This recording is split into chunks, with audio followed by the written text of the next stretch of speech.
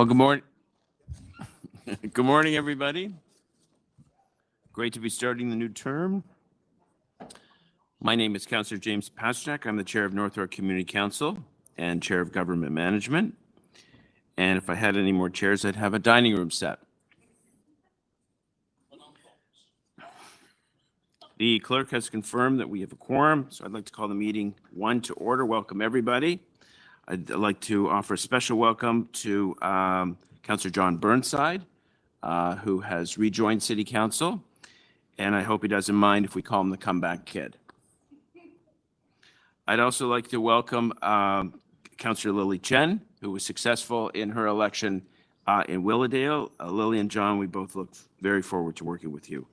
The Vice Chair for the first couple of years of this term will be Councillor Mike Cole, and I'll be relying on him to take the chair when I'm running off somewhere.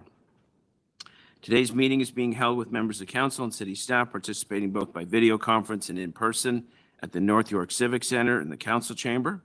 North York Civic Center is open to the public, and anyone is welcome to attend the meeting in the council chamber today. The public may continue to participate electronically by video conference. The meeting is also being live streamed online at youtube.com/Toronto City Council Live. Clerk staff have connected remote public speakers to the meeting by video conference, and there are public speakers in the room with us today. The list of speakers can be viewed online by visiting North York Community Council page at toronto.ca/council and clicking the speakers box for today's meeting. I ask everyone for their patience with any delays and technical issues. Members, the city clerk has provided all agenda materials on toronto.ca/council and on CMP, the clerk's meeting portal. Clerk's IT staff will be available to members in the chamber and remotely if you need help with your devices. As part of each agenda item, I will ask members to raise their hand or unmute their mic if they wish to question staff or speak. I will then create a speakers list and will call on members when it is their turn to speak. When voting on an item or motion, I ask that members ensure that they turn on their video and to raise their hand to indicate their vote. Members, this is a paperless meeting, and I want to remind you that you must still submit and approve all your motions by email. Staff are available at nycc@toronto.ca to help with motions. Although we were meeting in different locations and meeting remotely today, the committee would like to acknowledge that the land we are meeting on is the traditional territory of many nations, including the Mississauga of the Credit, the Anishinaabe, the Chippewa, the Haudenosaunee, and Wendat peoples, and is now home to many diverse First Nations, Inuit, and Métis people. We also acknowledge that Toronto is covered by Treaty 13 with the Mississauga of the Credit. Are there any declarations of interest under the Municipal Conflict of Interest Act? If you do have an interest, please raise your hand and unmute your mic and indicate the item, number, and the nature of the interest. I do not see any. Okay, so what we're going to do is we're going to go through the items one by one. I noticed normally we have timed items, and I noticed on today's agenda we have no timed items, so we can go through the items. If someone wants to move staff recommendations when we run through the agenda, that would be great. And if not, we'll hold the item for either deputations or at a councillor request.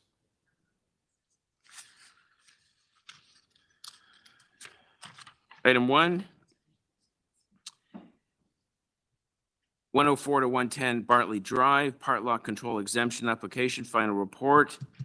Councillor Burnside. I'd like to move staff recommendations. Staff recommendations moved. All those in favor? Against? That is carried. Item 2, 3300 Dufferin Street, official plan and zoning amendment application. Councillor Cole, this is in your ward. I'd like to hold it. Item 2 is held. Item 3 is held for speakers, 3401 Dufferin Street. Item 4, also held for speakers, that's 1837, 1845 Bayview Avenue. Item number 5, 124 Broadview Avenue and 136 Broadview Avenue, zoning bylaw amendment applications, request for direction report. Councillor Robinson.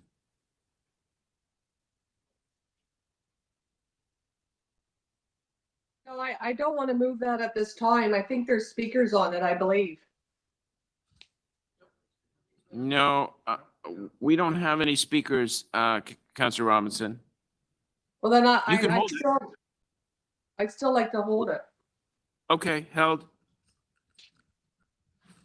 Item number 6, 6200 Yonge Street, 11 to 15 Moore Park Avenue. Official plan and zoning bylaw amendment application request for direction report. Councillor Chang. To move in the direction, request for direction report and city planning's recommendations. I move to Councillor approve the Chang. request for. Okay, Yes. so you're moving, To Okay. approve the request for direction report and city planning's recommendations. all right, you're moving staff recommendations. Okay, that's great. All those in favor? Where is she? I don't see her.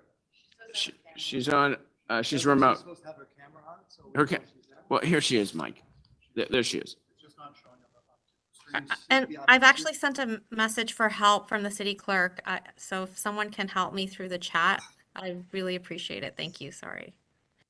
All right, well, we can, Councillor Chang, we can see you, we can hear you, and we're gonna move 6200 Yonge Street. That's your, that's your motion, right? Can you move my cards and stuff and move my video back? 'Cause my No, Councillor Cole, I can see her perfectly. Okay. Did I take a vote on that? Yes, okay, so that carries. Item number 7, 165 Cameron Avenue residential demolition application. Councillor Chang, how would you like to proceed? I'd like to hold that. Okay, and just a reminder, there's 3 options for recommendations, and you'd move one of the options, one of the 3. Oh. Okay. You don't have to do that Uh, now, but I'm just okay. saying something to consider Yes. when the item comes back. Okay, thank you. Item number 8, designation of fire routes and amendment to chapter 880 fire routes. Councillor Carroll. Yeah, I can move adoption. Item number 8 is moved, designation of fire routes. All those in favor? Opposed? That is carried. Number 9 is held for speakers, Leaside Neighborhood Transportation Plan. Item 10 is also held for speakers, 25 Ames Circle, Councillor Robinson's item.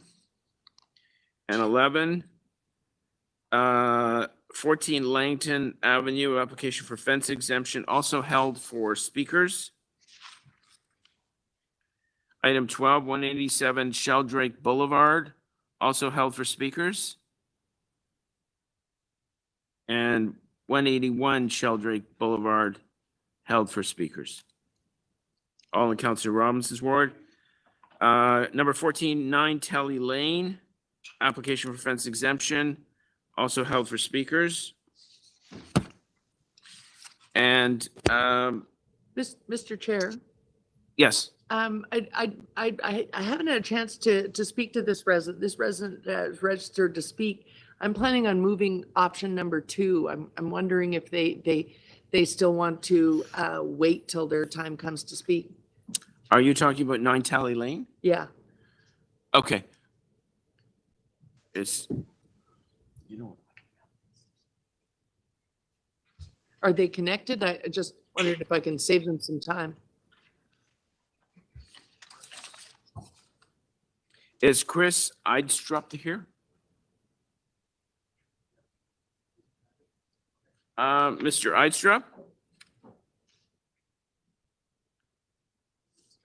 Yeah, I just want to ask him whether he wants to still depute or. Yeah, Mr. Idstrup, Chris? Morning, good morning. Yeah, so Hi, I don't know good whether you overheard this discussion. The local counselor on number 9 Tally Lane would like to move, I'm going to be moving option 2 to grant Right. the exemption. So just because you'll have to wait until we get to that item. If you don't want to wait around, if that suits you, then I just want to save you some time. Thank you. Yeah, that certainly works for me. So my understanding is that then this would be granted as applied for? Yes. Wonderful. Yes, thank you very much. Appreciate that. I'll just quickly thank you for proposing the most secure Juliet gate I've ever seen. Thank you. Okay, thank you, Counselor Carroll, and thank you, Mr. So Eistrup. so I'm moving option 2. We just have to vote on it? Yeah, option 2 is on the screen.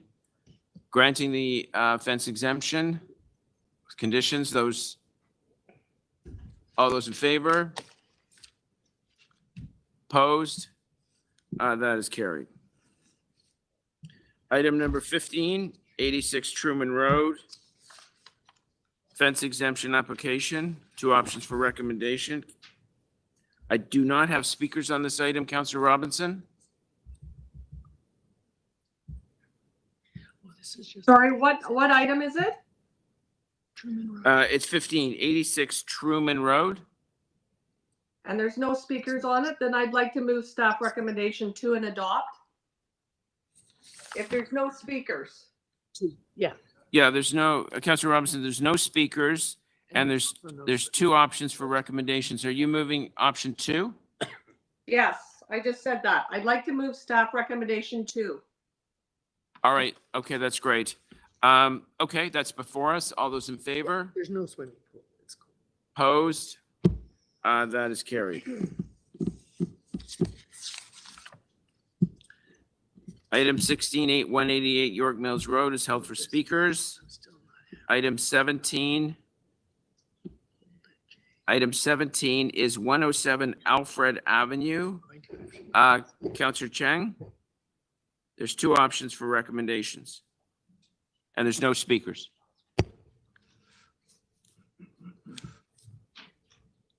Is this 188 York Mills? No, it's 107 Alfred. 107 Alfred.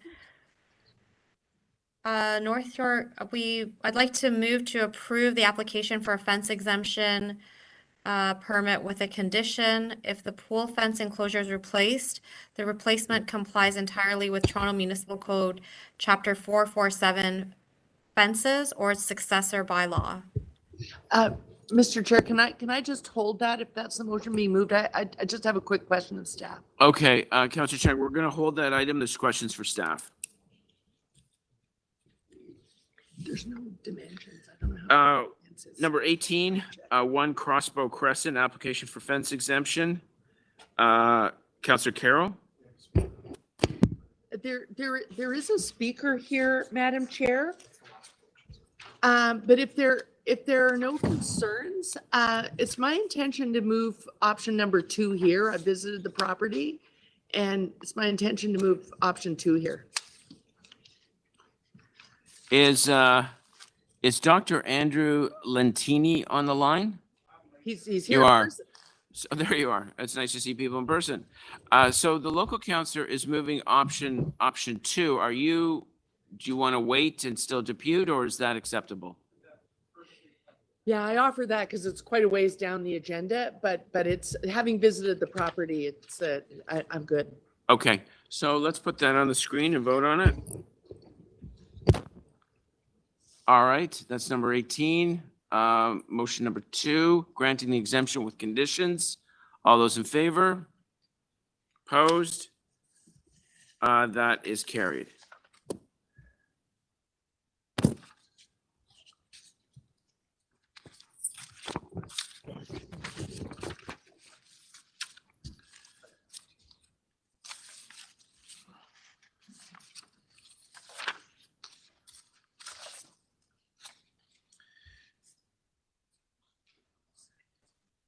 All right, we can go to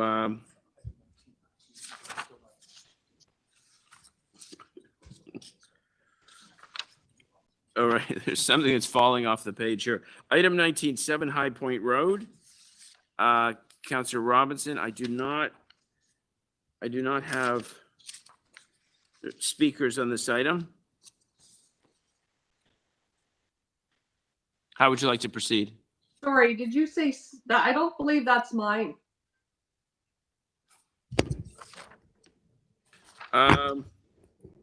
7 High Point is not yours?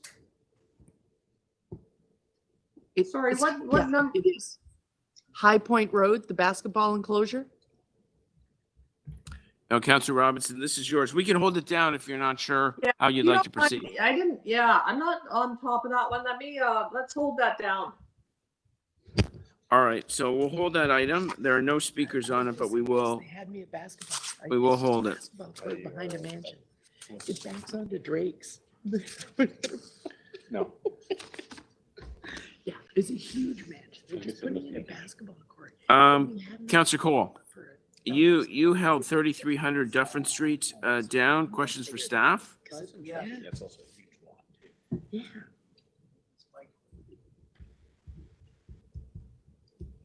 You hear? Is the mic on? My grandson. Questions for staff We may need one of those. on 3,300 Dufferin Street? Okay, can we get this up on the screen with a Google map? Ooh, it's a tricky question. Sorry, I'll give us a few minutes. So we can hold that down till we can Google Okay. this? Yeah, no, let's hold it down so we can find Google. Okay, number 3, 3401 Dufferin Street and 1 Yorkdale Road. We have speakers on the item.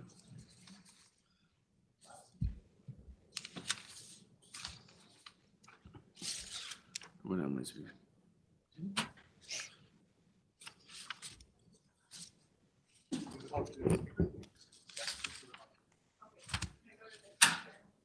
This is all I have. Yeah.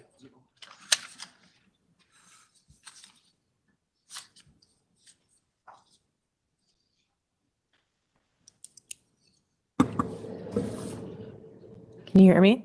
Okay. Yes, Good. no, thank you. Thank you very much for coming. You have 5 minutes. Okay, great. Good morning, Mr. Chair and members of council. My name is Sarah Smith.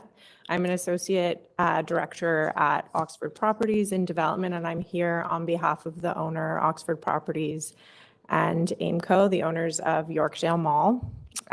First of all, I'd like to thank staff for their review of our most recent OPA resubmission in May 2022 and continued discussions over the last 5.5 years. We believe we've come a long way in discussions on the Yorkdale Block Master Plan and have submitted a plan and proposed policies that we're very proud of and that we believe address many of the issues discussed with city staff over the years. We were disheartened to see the recommendation from city staff to oppose the current OPA application and the very broad range of issues raised in their report, many of which we believe were addressed in the most recent resubmission materials at a level of detail that we think is appropriate at the official plan amendment stage. And considering that all future development will be subject to a full zoning bylaw and site plan control process over the long term. Over the years, we've participated in engagement and consultation with surrounding property owners and the community, with the ward councillor's office, and with the Toronto Design Review panel. We were very pleased with the largely positive feedback from the Design Review panel last November and from the community this June. We believe that our plan delivers on clear city council priorities, including replacing surface parking with new housing stock, with 5,126 residential units, predominantly rental, that would help address the city's housing crisis and need for more homes. With mixed use and transit supported development with a proposed density of 2.5 FSI, the city has established this area and surrounding Yorkdale Station as a protected major transit station area with a planned minimum density of 2.0 FSI. With new retail and non-residential uses to continue to support Yorkdale as an economic engine and employment location. Our plan would accommodate existing and new community amenities in each phase, a well-connected and substantial parks and open space network on site, delivered progressively in each phase. Our plan would provide new streets and blocks for all road users, servicing infrastructure and underground parking to support the new development, continue to build on Yorkdale's sustainability initiatives for a healthy and resilient new community, all while supporting and maintaining the highly successful mall we all know and love. I would like to emphasize that we anticipate this development will be delivered in phases over the next 20 or more years, with each phase delivering the infrastructure and amenities needed to support it. Because of all this, our planning consultant and broader project team believes that the current application is appropriate, is consistent with the PPS, conforms with the growth plan, and is consistent with the general intent of the official plan. As landowners, we're committed to continuing conversations with city staff on development phasing, transportation, urban design, sustainability, and other issues related to the phased future development of Yorkdale. And we hope that planning staff and other city reviewers have sufficient resources available to complete settlement discussions prior to our scheduled OLT hearing. We're hopeful for resolution ahead of the scheduled hearing at the Ontario Land Tribunal. Thank you for your time. Thank you very much for your comments and questions for the deputant. Councillor Carroll? Yes, I noticed that the request for direction here is request direction to oppose and continue discussions. And I noticed that the list is kind of a matter of deadlines. They're asking for a submission of revised plans and some improved plans around, hard infrastructure servicing, things like that, stormwater management, which is not unusual in a, what is an area here that wasn't previously residential. But it does say and continue discussions. So I would anticipate that if those discussions continue, by the time you're actually at an OLT hearing, there probably would be a settlement if all those things are submitted. So if council adopts today, are you continuing to prepare those things? Is it your plan to submit those things so that there isn't a lot of discussion, a settlement could be reached? Absolutely, we would like to reach a settlement if we're able to in advance of the OLT hearing. Okay, because I know that we have some today that are just oppose. Yours says oppose and continue discussion, so it seems like it's more a matter of just getting those things in. Yorkdale. Okay, thank you. Thanks, Mr. Chair. Thank you, Councillor Carroll. Any other questions for the deputant? Yeah, I have a question. Is my mic on? I can't tell whether my mic Yes, is on or yeah, not. it's good. You're good. There's no light on the mics? How do I know whether it's on or not? Yeah, it is definitely on. Yeah, we Yeah, can- but I'd like to see it. I usually have a light. Anyways, new mics, new technology, none of it works. Okay. The question I have is, you're building a new city up there. You've got 19 towers you're building there on the property, right? Yeah, over 11 blocks. Yeah, so 19 purpose-built rental towers. Are you working with the city, and I've got to ask this of staff, has anybody done a needs assessment to see what these new residents are going to need in terms of schools, community center, healthcare facilities? God forbid there should be a library on Dufferin. There's no library on Dufferin from 401 all the way down to Queen Street. God forbid there should be a library there in the future. So are you doing a needs assessment? Sometimes the developer does a needs assessment at the bequest of the city. Or is the city doing one? We don't have any more money to do this. We've just lost another 230 million. So what about this needs assessment? So absolutely, we plan to create a complete community at Yorkdale, and we did prepare a community facility I study. can't hear you. No, okay. Can you hear me now? Yes. Okay, so absolutely, we plan to create a complete community at Yorkdale, which would include substantial community facilities. Our understanding and working with staff, we did submit a report on what would be needed, and our understanding from staff is that a school is not part of those needs, but I'll leave it to staff, and like 100% we would plan on providing the community facilities that are needed in the spirit of Yorkdale, as we've have done in the already at the shopping center. We would, yeah. Okay, and in terms of when would the first towers go up? What's the plan, or your plans? I mean, that's hard for me to say at this point. We've been working with staff since 2017 on this application. So for us, and currently there's a substantial amount of infrastructure that would need to be built in terms of servicing. And so we really view this as 20 or more years for the build out of the site. The first potential tower going up, it would be hard for me to say at this point exactly when that would be, but certainly not in the next 5 years, given where the application stands currently. Okay, thank you very much. Thank you. Thank you, Councillor Cole. Any other questions for the deputy before I have a couple? Councillor Robinson, Councillor Cheng, no? So I wanted to follow up on Councillor Cole's question about community assets. And on page, I guess, 16, it's very vague. I guess it's a staff report, but whether you're committing to building a full function community center on this site, and whether that's in Oxford's plans.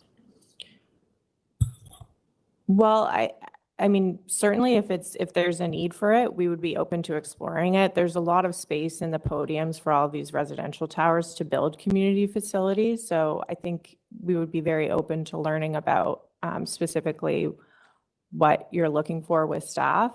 But at this stage of the application, we haven't gotten into those level of details. It's just official plan. We don't have specific plans for what the community facilities would look like, but we're certainly open to it.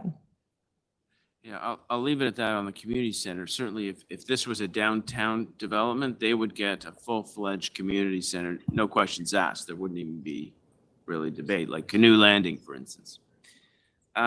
Secondly, Sir Sanford Fleming, the plan here is to reopen Sir Sanford Fleming and have that to address capacity issues in the school system. Have you advanced that discussion with the TDSB?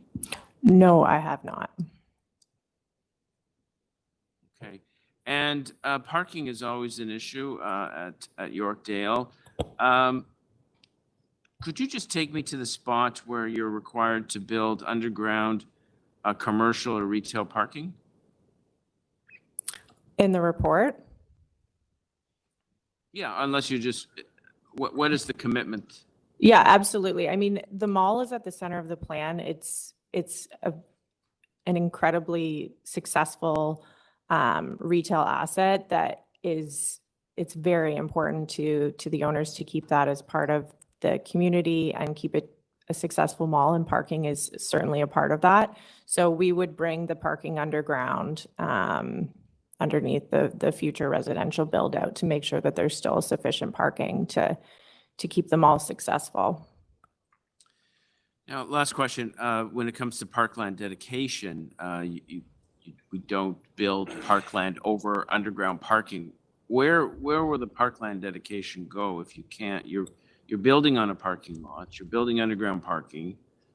How will you manage the parkland dedication requirement if you can't build on underground parking? So we're not building underground parking all over the site. The underground parking would be confined to the areas that are residential blocks. And then we have a pop space called Yorkdale Green, just north of the shopping center. The publicly dedicated park space would not have underground parking beneath it. Okay. All right. Thank you very much. Okay. Thank you very much. Thank you. Are there any other deputants on this, on the item? Yeah. Is there a Tijana Trebek from Urban Strategies? Sure. Thank you, Mr. Chair. My name is Tatiana Trebek. I'm the planning consultant for the Yorkdale Block Master Plan. If there are any further questions of the application, I'm just here to provide any answers if there's any technical planning questions. Thank you. I can't hear a word, whoever is talking is what you're saying. All right. She's not making a presentation, Councillor Cole. She's just asking if there's any further questions on the file. It is Tajana Trebek of Urban Strategies. Is there a picture on the wall there or something, or? Okay, no, she's phoning in. Okay. Are there any questions for the deputies? No? Which deputy? This person, Tajana Trebek of Urban Strategies. What did she say? She just said, are there any other questions? Huh, okay, no. And I guess there aren't. Okay, thank you very much, Ms. Trebek. Questions for staff, Councillor Carroll. Yeah, I'm just wondering if staff wanted to provide some sort of picture of the soft infrastructure, because I read both of the applications, 3,300, the standalone, and then this one on the Yorkdale site, kind of is together because it's a whole neighborhood of need that's being created. But in both of them, it's supposed to continue discussions. And in both of them, what the lacking things that you're waiting for and wanted to finish are more hard up infrastructure things, stormwater management, et cetera. On this one, affordable housing strategy and a bit of urban design. But I don't hear you putting as the things that still need to be coming, community infrastructure. Are those discussions, in your view, already taking shape, so you didn't feel the need to highlight them in the report?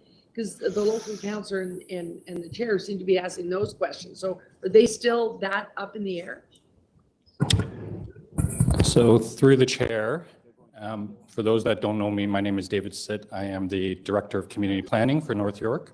We know you by your virtual tile. This is great. I've got my little tag on today, but certainly for the new councillors. I do have staff that are online today, and they will jump in to provide some answers, but I will certainly start with trying to answer your question, Councillor Carroll. I guess first I would say we've been having ongoing discussions with the team for Yorkdale. As you know, the application's been appealed. We've been having ongoing negotiations on the policies that we're trying to put in place. So just to be clear, this is the official plan policies we're dealing with. We're not dealing with zoning right now. So that's why some of the specificity is not there at this point in time. With respect to your question about community facilities, again, we've been having those discussions. They have been fairly fruitful. There are sites or various facilities that have been identified on the various maps, but I caution again, we are obviously moving into a completely new world and framework. We're all aware of the new CBC, Community Benefits Charge, and that will ultimately dictate what will go on these lands, right? Because down the road, when we're under a CBC framework, we know that we're only able to take up to 4% of the land value, and then that money will have to get distributed across the city, and it will have to be dealt with through a capital planning process. So we may be identifying these various needs, but at the same time, they will have to be implemented down the road through the capital program. Right. So that was going to be my follow-up question. Are these pieces applied to the new policy? Not Bill 23, but even before that, the CBC was already before us. And so these will be negotiated under those conditions that are really set by the provinces. It's not necessarily a shortcoming of the applicant. The province has just put us in this box. I think through the chair, I think obviously the CBC framework has been put in place by the province. It is now up to the city to determine how to be utilizing that money in the future. And that will be most likely through your future budget conversations as how to spend that money from a capital perspective. So it's not off base to look at these two items 2 and 3 together, because really the issue, the CBC system is not Section 37 on this site or another, but we have this Dufferin neighborhood emerging, and that's how you would apply it. Yeah, and I would say, obviously it is, we were talking about some of the community facilities, but equally, if there are going to be various transportation improvements that will be needed for the broader community, that will be something that will have to be dealt with also through the capital program, but through the development charges process. Okay, so continued discussion means a lot of discussion. Correct. Thank you. Those are my questions. Thank you, Mr. Chair. Thank you, Councillor Carroll. Any other questions for staff? Councillor Cole? Yes, question for staff. Yeah, I'm trying to find out the sequencing here because if we don't get started on planning for some community infrastructure now, trying to line up our capital dollars and getting the applicant to line up their future capital funding for this project. So is it too early to ask for some kind of community needs assessment to be undertaken, either by the applicant or a combination of the city and the applicant to undertake this, start this study now, so we can get an idea of where we're going in terms of community infrastructure needs? So through the chair, I would say that as part of the application, Councillor, there was a community and services facilities study that was undertaken. So we do have that. Okay, so that's been done, and that was done by the applicant? Correct. And reviewed by our staff. Okay, and there was concurrence by our staff on the study? There's ongoing discussions, obviously, right now, as I have alluded to, in terms of setting up that policy framework. I know you asked the question earlier about schools. Schools is a matter that we've, obviously consulted with the school boards, and right now they have not identified that a school is needed at this point in time. But knowing that this is a 20-year build-out plan for this community, that does not necessarily mean that a school is not going to be needed in the future. Yes, and in light of the fact is that this application here is quite significant, but the fact that there are about 10 other major residential development applications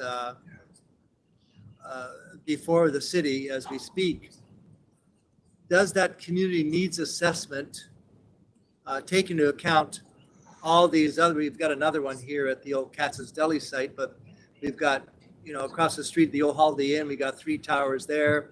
We've got them all up and down Dufferin.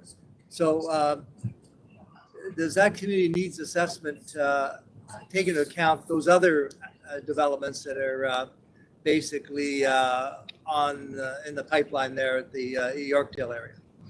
So through the chair, I'm going to turn it over to staff, but before I do that, I will say that with each individual application that comes in, whether or not it's the Holiday Inn site or the Katz's Deli site, we typically require as part of the application that they do their own individual community services study. So just so that you're aware that the individual applications also have those studies undertaken. So we look at that as well as part of that application. But if I turn it over to my manager, Shelley, who's online, she could probably provide a little bit more detail. Okay. Hi, everyone. For those who don't know me, my name is Shelley Cham. I am the Manager of Community Planning for the West Section.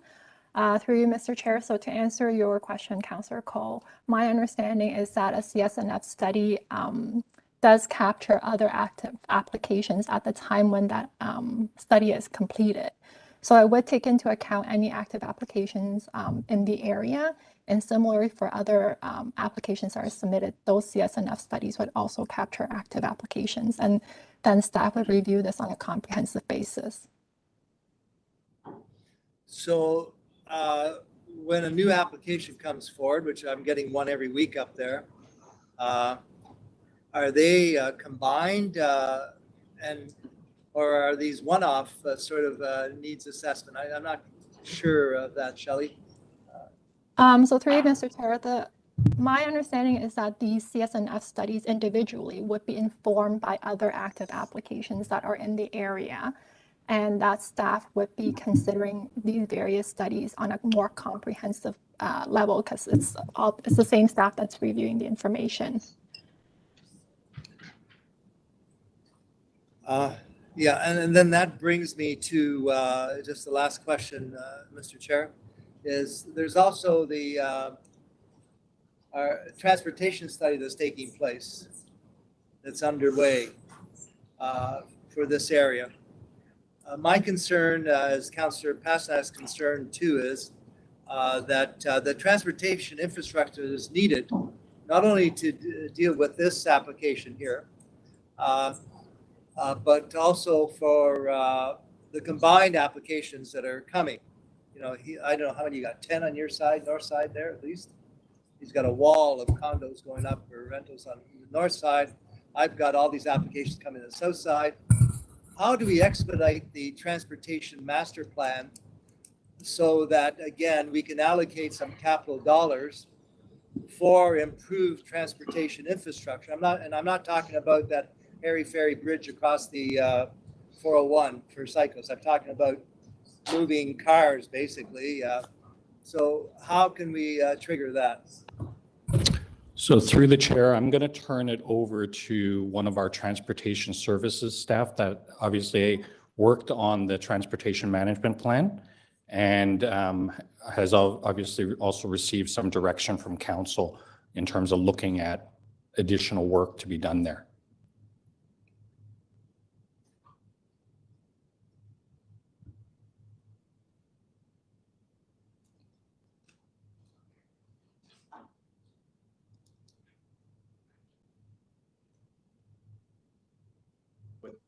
Oh, sorry. Can you guys hear me?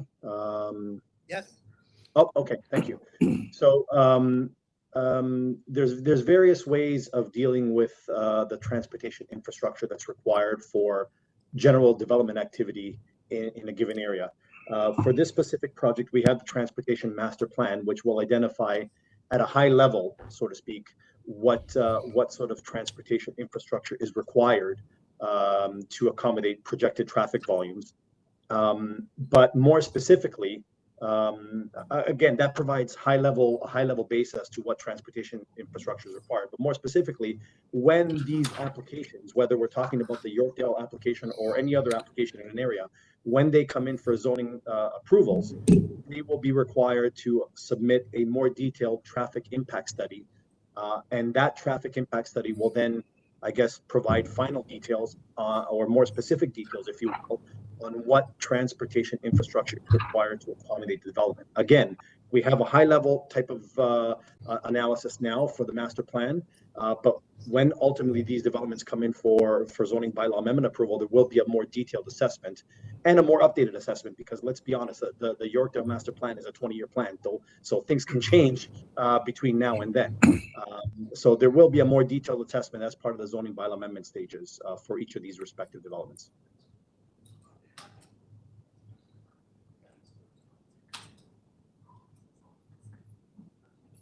Okay, anyways, yeah, another time. Thank you. Thank you. Thank you, Councillor Cole. Any other questions for staff? No? Okay, thank you very much. Speakers? Councillor Cole?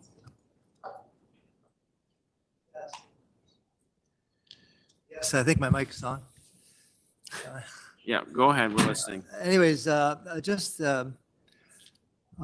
there's a lot of questions here. This is an incredible undertaking at Yorkdale. I don't know if you've been to Yorkdale. It is a sort of the major employer in my ward. I think there's about 6,000 people that work there, and it's also come back from the COVID disaster, and people are shopping again, which is great. And it's also the quality of the stores is really as good as you'll get in North America, if anywhere. And Yorkdale is no longer just a place to shop, by the way. It's a recreational community center. This is where people meet each other. People do their walking. They get their 10,000 steps. There's people walking all over the place. And there's incredible restaurants. So it's a different use almost. It's not just shopping. So it's a destination for people that want to. It's become almost the city commons for that part of the city, where, especially in the wintertime, where you want to go up there and meet people, meet them for, a movie, and there's always some very positive attractions there. And I hope the Salvation Army is back there with the kettle campaign. They're usually there at this time of year. But then the future plan here is, again, quite substantive. Again, there's numerous towers. Again, I don't know how many units. It's about 6,000, 8,000. I can't remember the number of living units. It's going to be all purpose-built rental. Okay. And Oxford is very good at that. They've been very cooperative with my office, with staff. And although they're at the Ontario Land Tribunal, they're still in very serious discussions with staff. And it's just the complexity of this thing. And Councillor Pasternak and I have talked about this, is that we have to ensure that the city infrastructure planning for transportation and for community recreational social infrastructure needs are in line with what is happening in that area with all the people that are moving into the area. So we are trying to find a way of ensuring that the city's capital budget planning is in line with the future residential intensification in this area, which is unprecedented. I mean, as you know, the media never covers anything in this area. They're all interested in downtown Toronto, and that's great. But this is probably the largest residential development area in the city of Toronto right now, in Councillor Pasternak's area and my area. I don't want to tell you how many towers that are going in and so forth. And we welcome the intensification, but we need the schools, the libraries, we need the health centers, and we need a community center of some sort up there, which we don't have, that's servicing that whole part of the city. So that's why we were trying to find ways of getting monies allocated towards capital investment that the city can make in partnership with Oxford and other partners. I'm very heartened, and I think I made this discussion with Oxford, that across the street, the old Holiday Inn site, it has been demolished and replaced by 3 rental towers. And the applicant has incorporated a Cleveland Clinic in the new development. And that has been very welcomed by the community. We also got a childcare center in there and a park. So we're hoping we can replicate that model across the street in the Yorkdale development, where we'll see not only places to live and shop, but we'll see places to get some kind of recreational opportunities. We get, as I said, one day there will be a library. One day there will be a library up there, because libraries are not just about books anymore. As you know, they're critical places where people who can't afford internet at home come and get their information. So we need a library up there. Councillor Pasternak knows that full well, and a community center. So anyways, we work with staff. I don't have a motion, because I guess it's a bit too convoluted here. But I'll continue to work with staff and the applicant to see if we can line up our ducks for our infrastructure as we welcome this new city up in the Yorkdale area. Thank you. Thank you. Thank you, Councillor Cole. Are there any other speakers on this item? Councillor Cole, you're moving the staff recommendations? Yeah, I'll move receipt of staff recommendations, support of staff recommendation. Oh, you're moving staff recommendations? Okay, I mean, I was going to speak, but I'll save my comments for council. And I trust there's no more speakers on the item. Councillor Cole is moving staff recommendations. All those in favor? Opposed? That is carried. Councillor Cole, or I guess, Clerk, do we have a Google map that we can? Okay, so we're going to go back to 1.2, 3300 Dufferin Street. And this was held by Councillor Cole. I have no speakers on this item. And there is your Google map on the screen. Okay, thanks so much to staff for making that available. It's, we need a little bit of light. Underwhelming, to say the least. Oh, we're turning off dark readers. Soon will. Dark Vader? Yeah, okay. I wish I had a cursor, but can you hone in on the Katz's Deli site? This is what we're talking about here. That's that corner there. It's at Bentworth and Dufferin. To the right and the upper right, there's another application across the street. I think that's coming in at 28 stories too. I think that's the old, I call it the Popeye chicken site. Okay. Then to the south of the one at Bentworth, which is the Katz's Deli. We're all very, miss the Popeyes. We'll miss the Katz's. we're really sad that Katz's left. I was in line for the last pastrami. My grandson cut his eye. I had to take him to the hospital. I did get my last pastrami. Anyways, that's a long story. But if you go further south, there's another application. It's called the Burger Priest site. And they want, I think, 14 stories there just to the south. So there's 3 immediate applications there. 2 of them are at the Ontario Land Tribunal. Katz's Deli is at the tribunal, and so is the Burger Priest site to the south. And I'm not sure whether the Popeyes is at the tribunal. Is Popeye at the tribunal? Not yet. It will be next week, I'm sure. They're all going there. So what I'd like staff to, if I could ask a question, this is the conundrum here, is can we somehow look at the impact of these 3 developments as one, rather than just looking at this one development, because they're asking for 28 here. The one to the south is asking for 14, and we're opposed to the one that's asking for 14. We're asking to be opposed to this 28. And then the one at Popeye, again, I think it's 28 there too. So can we somehow coordinate our staff report to take into account these 3 applications, 2 of which are already at the tribunal? That's what I'm really asking staff. So through the chair, I would say obviously we have advanced staff reports on the various different sites, and I would say they are different owners.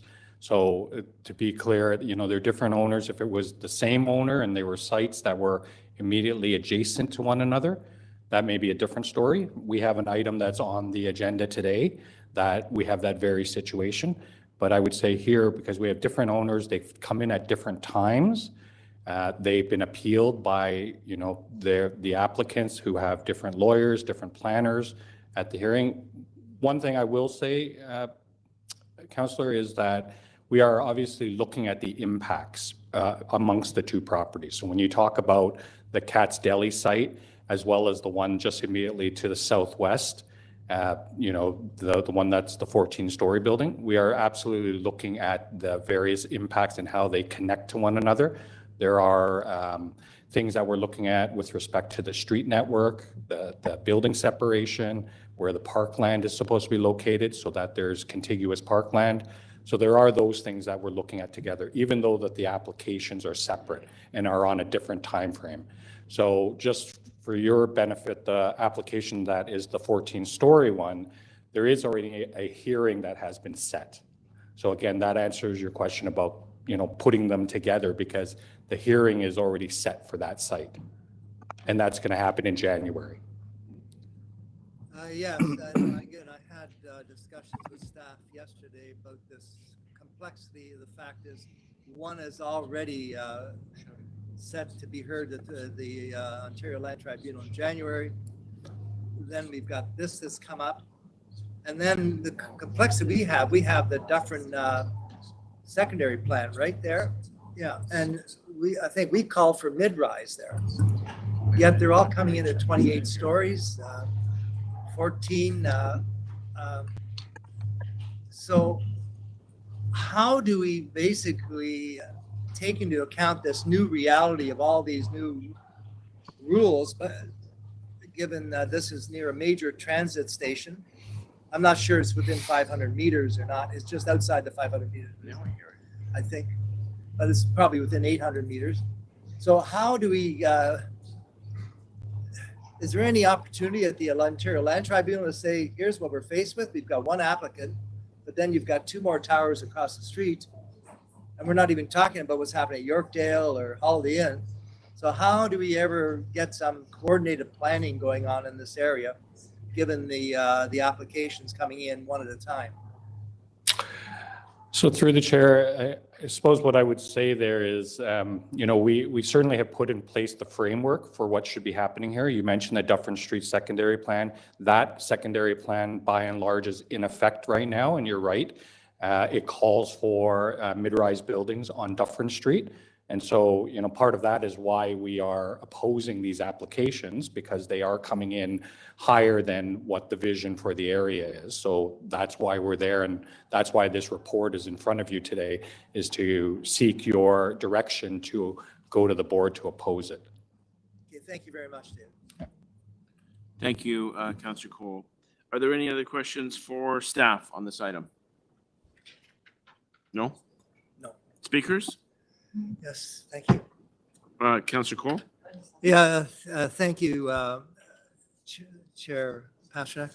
Yeah, just again, this is the daunting task we have throughout the city, especially in this area here, where there are unprecedented numbers of applications that are being considered by staff. Some are at the tribunal. It's really hard for the residents to keep track. And in fact, I think I did a survey, and 90% of the residents in the area have no idea what the Ontario Land Tribunal is. They've never heard of it. Doesn't know what it. They can't name one person on it. They don't know if they have any. They're allowed to go to the hearings. How much money it costs. So it's really unfortunate that the pattern of development application has totally changed in Toronto. People no longer, the applicants, for the most part, now are not even attending the community meetings. They don't even go through the motions. They just go directly to the tribunal. And then the public essentially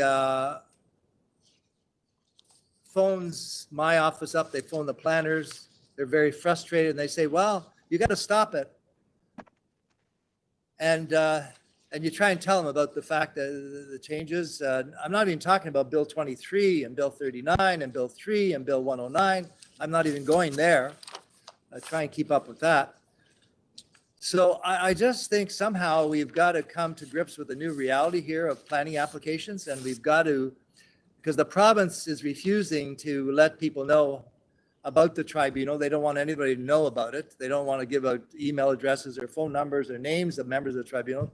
So we're going to have to inform our residents about this tribunal. And as I said at council last week, I said, once an appeal goes to the tribunal, we should put a big sticker on their application signs, the big blue ones we see their applicant is applying. We should put a big sticker said, at the Ontario Land Tribunal, here is your MPP's phone number, here is your MPP's email address.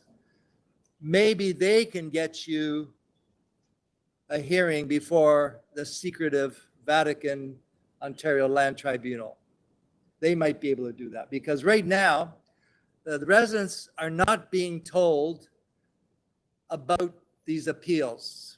Our staff is overwhelmed. They try to explain it to them, but they are overwhelmed with all these applications. So we somehow, and I'll bring this up at council, maybe make a motion, we've got to do a better job of letting them know about the tribunal and the fact it's taking over planning in Toronto, and that the applications are going there, and how to basically be possibly heard, or how to maybe make changes at the tribunal process.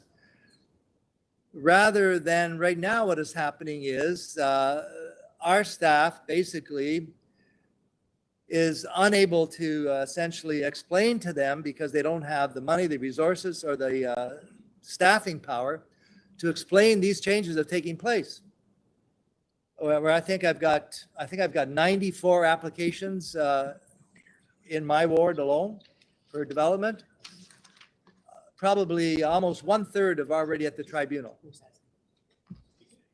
So for me as a counselor, trying to explain that to people, what this tribunal is, they say, the tribunal?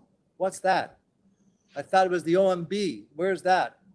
And I said, well, no, the OMB disappeared 5 years ago. There's a new body with some secret appointments. They meet in some basement somewhere, Queen's Park. I don't know where they meet. And you have to pay $1,300 to go. I don't even know. It's changing so fast. So anyways, I just will maybe talk to Councillor Pasternak. We get some way of getting better information out. And I support the staff recommendation here. They're asking for 28 stories at the old Katz's Deli site. If you ever try and drive up Dufferin, especially now at the holiday time, God bless people who are shopping, but imagine with these other 3 towers going in there and construction, I don't know where they're going to do the staging.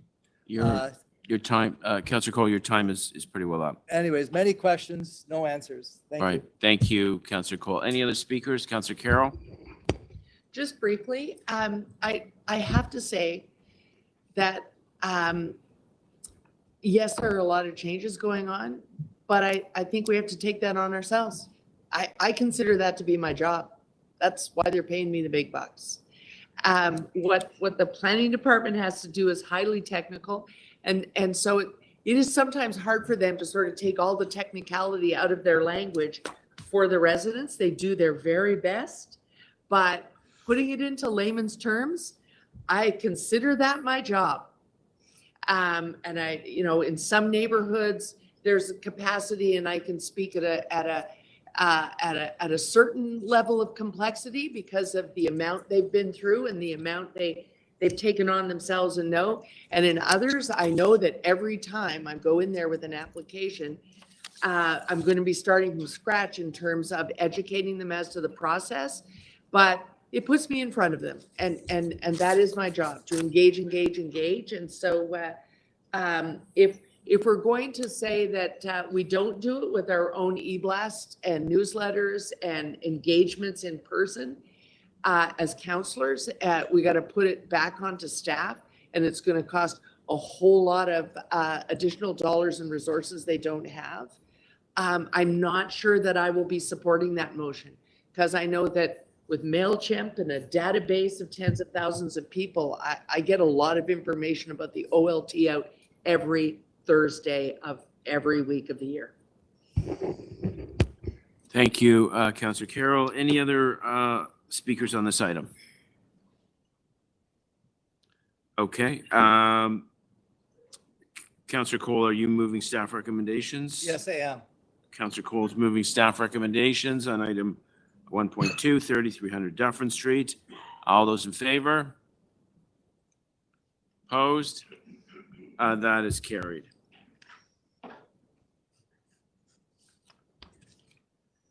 Item number 4, 1837, 1845 Bayview Avenue. We do have a speaker on the item, Jeff Cattell.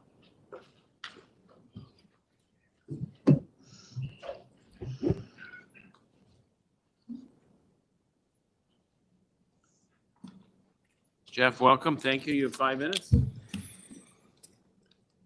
Good morning, and I guess welcome to you folks too, back for a new term of council, and welcome to the new councillors, Lily and John.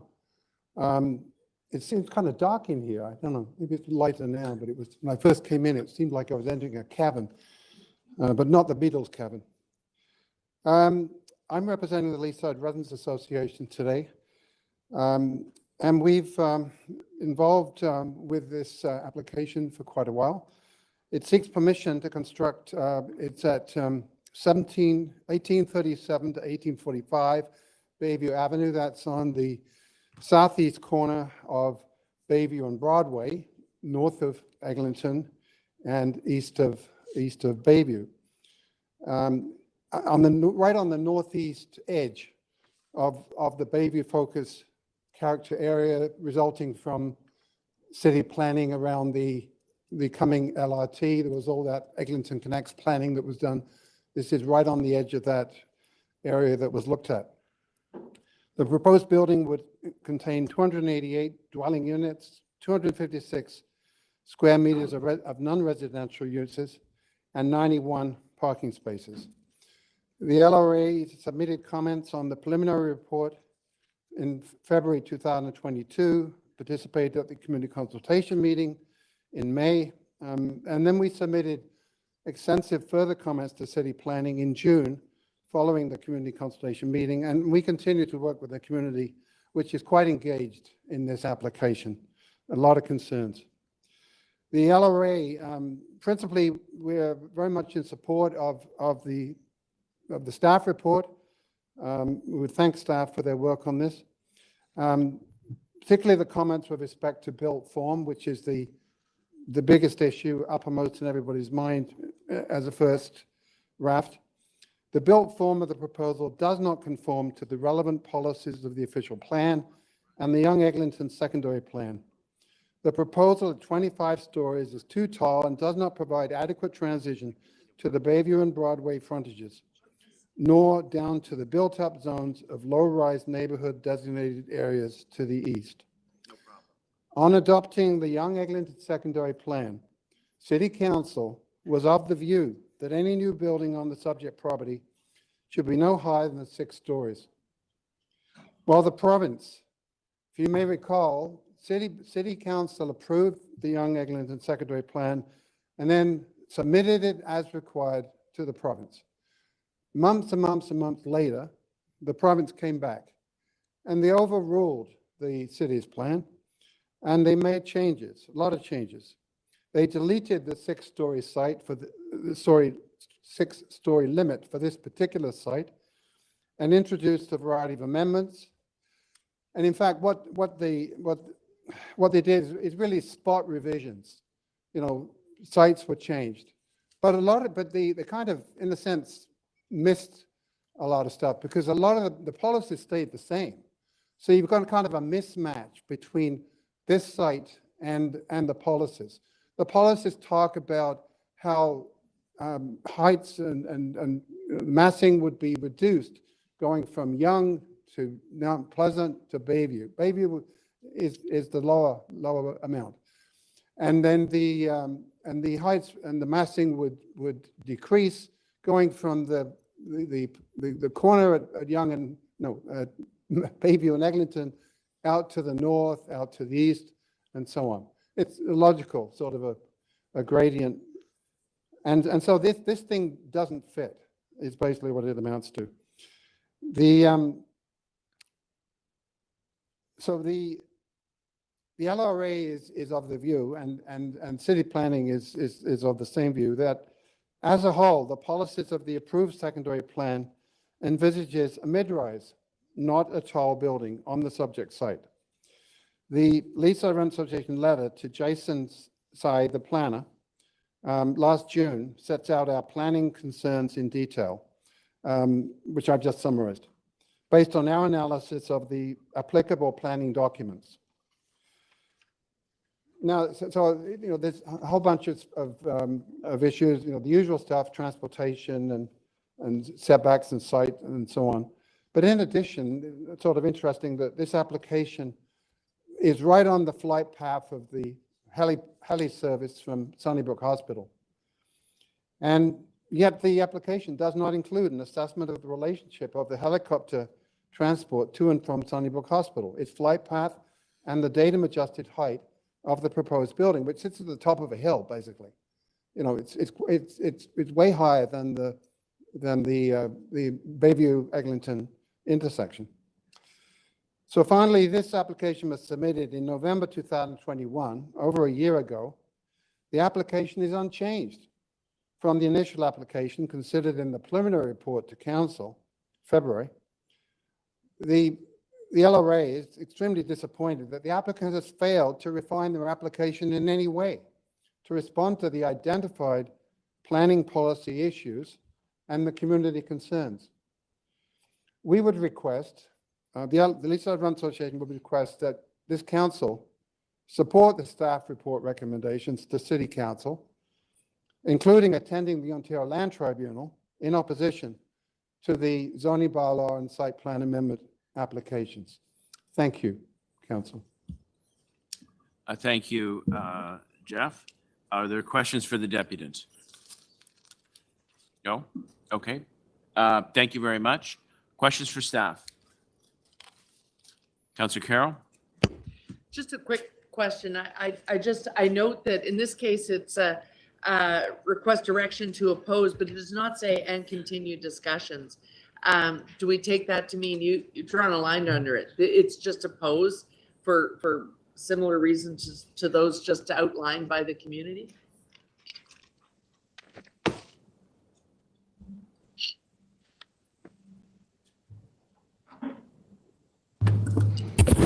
Through the chair, I think at this point in time, certainly our city planning position is to oppose it.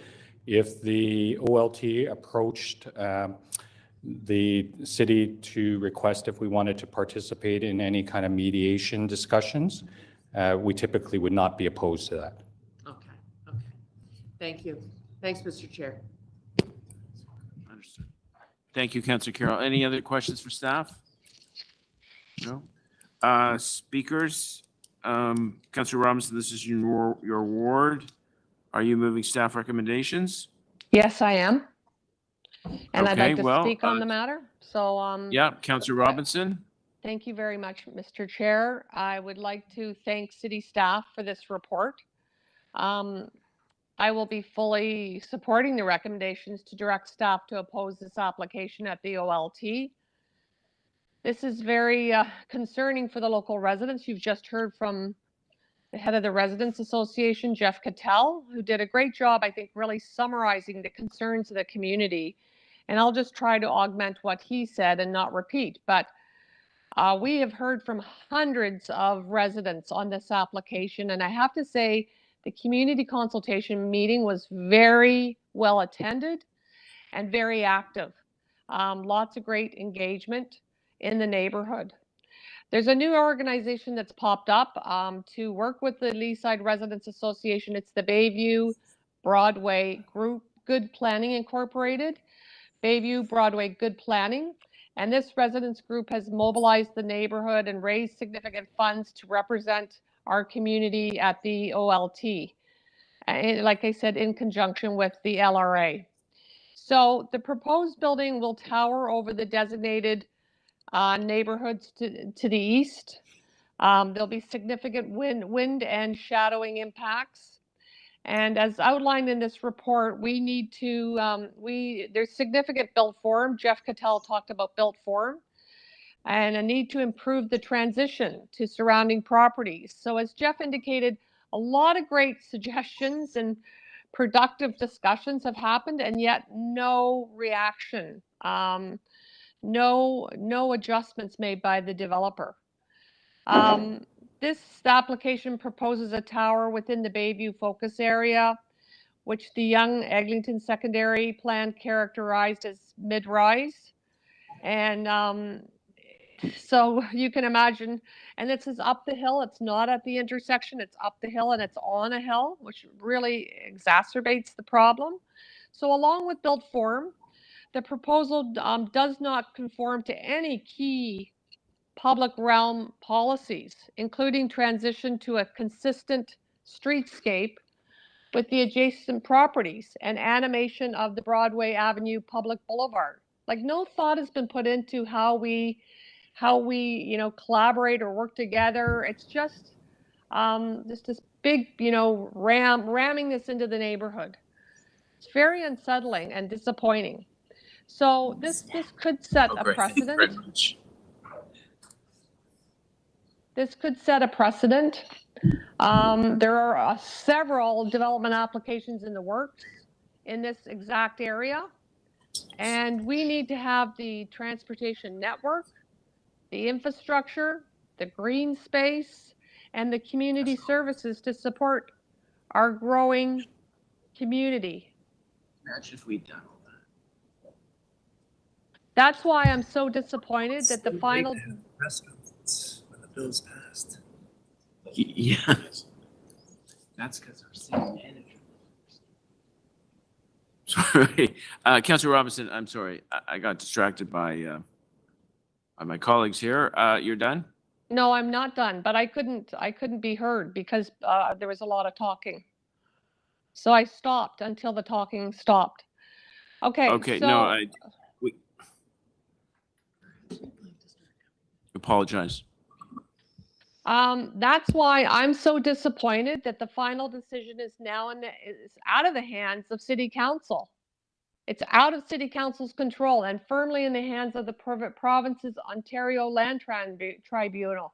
And I have to say, on the behalf of, not on behalf of, but Councillor Cole's comments about I thought they were brilliant, that we need to make sure the OLT is slapped on these signs in red print.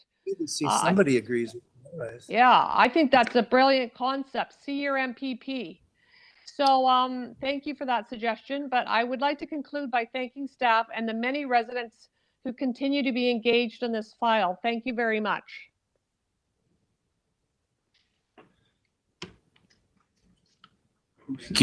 Thank you, Councillor Robinson. And once again, apologies for the chatter. Any other speakers on the item? Yeah, just briefly, I just want to support Councillor Robinson in this and support Jeff Cattell and the wonderful work the residents associations did on this or continue to do.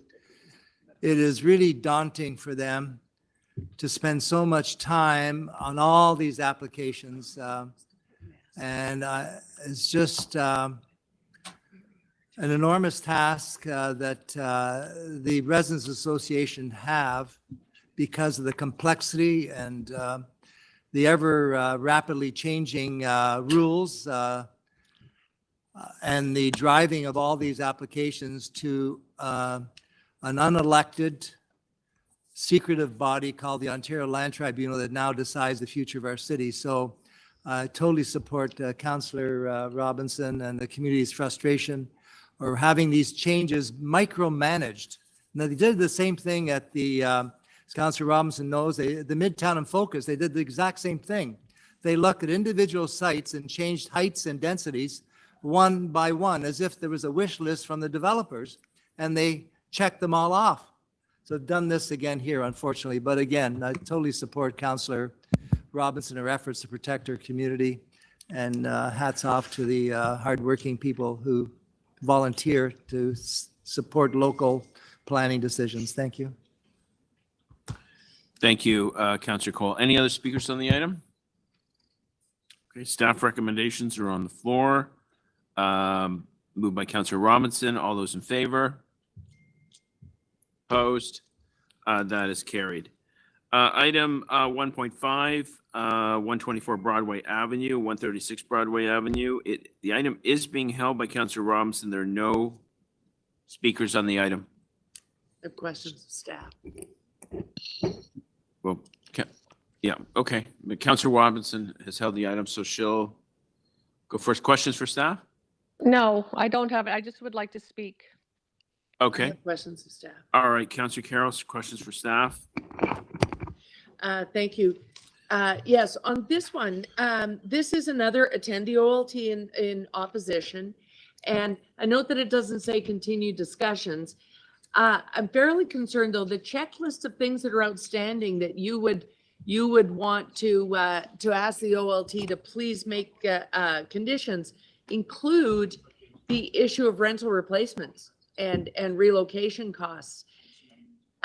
Bill 23 passed yesterday, but can I assume that all of the policies that we used to have before the province proceeded to wipe them out yesterday apply in this application, and we've got to fight for the rental replacement here? So through the chair, I would agree that right now the policies continue to apply. Okay. I think as you mentioned, Bill 23 passed yesterday. Just as a refresher on that, the legislation did not eliminate the rental replacement. It provides authority for the minister to pass regulations to deal with it. So it has not been eliminated through Bill 23. Okay, so we can still continue, the motion we moved last week that asked them to continue to respect the city's policies on rental replacement, that's still in play. Yes, we have not received, we have not seen what that regulation would look like at this point in time. Okay, that's the best news I've had all day. So in this case, that it doesn't say continued discussion, should I assume that this checklist that includes that, which to me is almost the most important one, is dealing with displaced tenants? It doesn't say continued discussion. Is that because you did already make several attempts, and this is an applicant who just was not forthcoming in with respect to housing the people on site? So through the chair, I would just actually take you to item number 3 in the recommendations, Councillor, because I've been reminded by staff that we do have a clause in there that says to continue discussion. Yeah. Yes. Yes. It's in there. Okay, but some of them, it's been a frustrating thing. Some of them, it's right up front in the first opposed but continue to discuss. Right. And then others, it's buried, so you don't know if it applies to a certain item or something like that.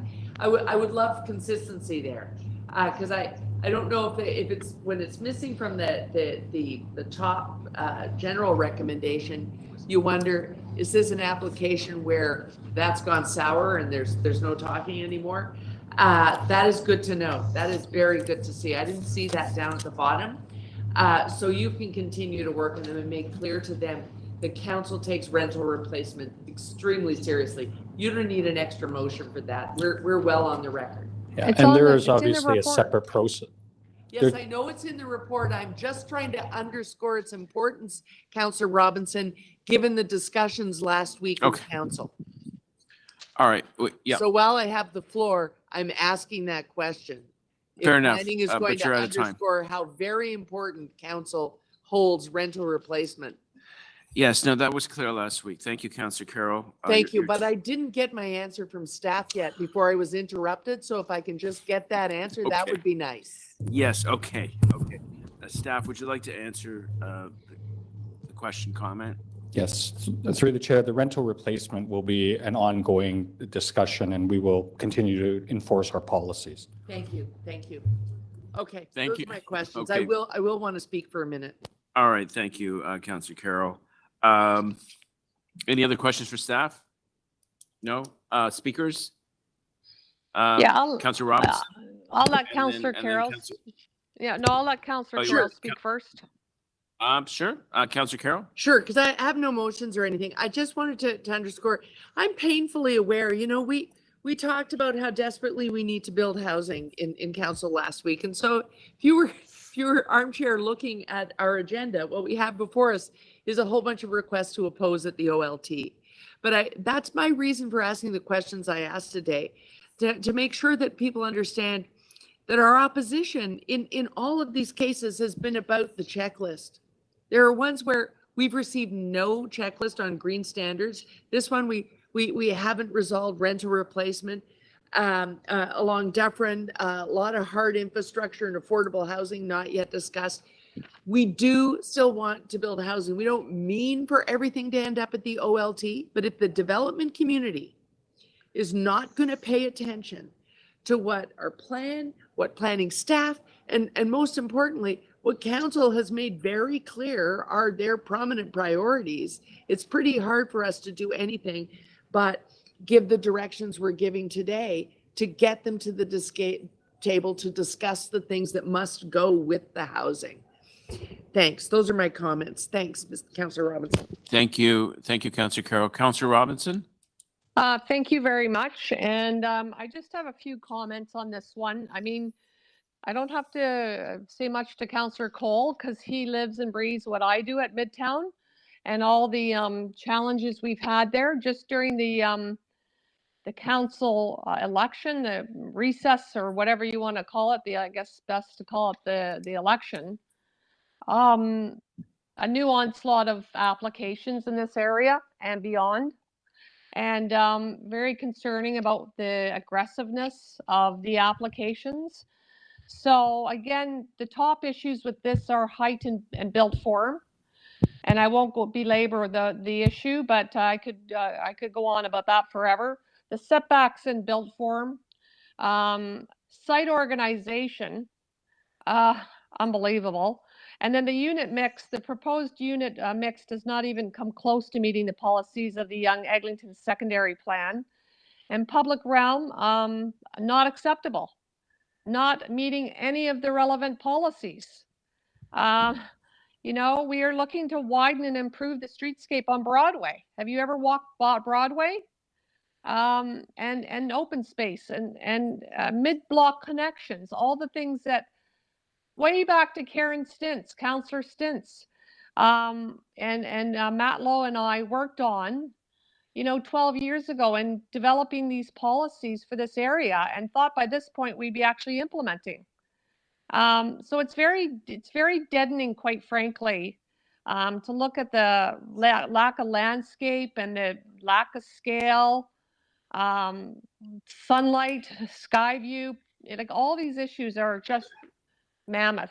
Sun shadow, and then parkland, which you've all heard me talk about repeatedly ad nauseum, that there isn't any green space at the northeast quadrant of Yonge and Eglinton. Specifically, Parks and Recreation have identified a deficit, a major parkland deficit. So here we are again. So I just wanted to highlight those things.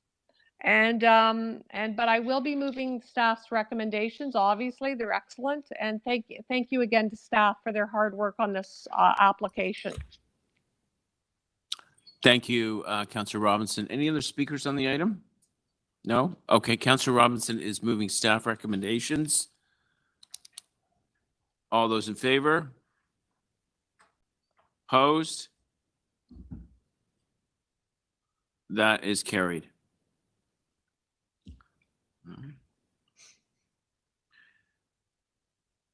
1.7, 165 Cameron Avenue, residential demolition application. Councillor Cheng, you held the item down? Yes, I did. Do I say, I can say something now and then? Yes, Yeah. so, yes, so it's, you can go questions for staff or we're going questions for staff. If there's none around the table, then we'll go to speakers and you can move your choice recommendation, one of the three. Okay, So, so let's wait. Councillor Carroll has questions for Yeah, staff. just a quick question, because I think this might help the councillor. Because I'm trying to discern whether or not it's necessary to move option 3 for the maintenance of the site. This is a site that's going to become a park. Is there an issue here that because of the construction nearby, the park won't happen for a long time? They're demolishing now, but they won't actually complete the park. Should we, in staff's opinion, would we be best protected to move number 3? She's talking to staff. Sorry, Councillor. I will answer. This is Natasha from Toronto Building, just because it is Toronto Building's report, but I have to defer to my colleagues in city planning on the timing of the construction of the park. I can advise that it is a requirement to provide the park, as you have indicated, and as it indicates in the report. And that is why the demolition is required prior to any permits, because there won't be a permit there, there will be a park. But as to the timing, I'd have to defer to my colleagues in community planning. I don't, is that a trick question for planning, or do they have any idea? Good morning, Councillor. Just keeping you on your toes. No, good morning, Councillor. Sorry, I was just speaking with my friends in parks, because as you noted, it will eventually become a park. And I don't think there's a concern with either recommendation 2 or 3, because I think the timing for the park is expected for Q1 of next year. Okay. Sorry, Q2 of 2023. 2023. Okay, cool. Thank you. All right, thank you, Councillor Carroll. The local councillor, Councillor Cheng, do you have any questions for staff? I know you have 2 motions that you're eager to move. I just want to speak. No questions? Yeah, no questions. Okay, so unless there's other questions for staff, I'm going to let Councillor Cheng speak and move her motions. Thank you. Thank you for everyone's patience as the new person on the block. I really appreciate it. As we know that currently refugees are taking up 30% of our shelter system. And there was a previous plan to create shelter for Yeah, refugees. yeah. Yeah. Councillor Chang, just a reminder to move your motions at the top of your remarks. At the top. Oh, okay. Thank you. So I would like to move that we request Parks, Forestry, and Recreation staff to consider the implications on housing supply when acquiring lands for city parkland purposes in the future in Ward 18.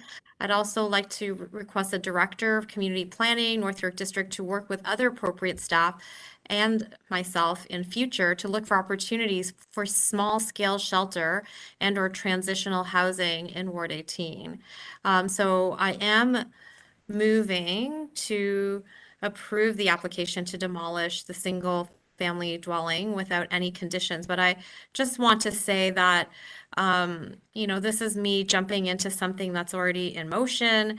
And I see this beautiful house. We're talking about, we're missing housing. There's no housing available. We are missing shelter space. And, this location where this park is, it's 3 minutes from Camera Public School that has a park. It's 7 minutes from St. Edward Catholic School that has a park. It's a 10-minute walk from future Linnell Park, and a 9-minute walk to Gwendolyn Park that is about to also get a complete renewal. So you have 4 walkable parks from this park location. We're going to spend money and demolish a perfectly usable house and create another park. And that park is not that close to condos in the area that really need the green space. And mostly it's accessible to detached house dwellers who already have so many parks at their disposal. So all this to say, we're creating another park. We're using money from our city to create another park for people who already have 4 parks. And we are demolishing a house that could have been used by one of the many charities in our city that rent houses and provide transitional housing for refugee claimants. So, I just have to put it out there.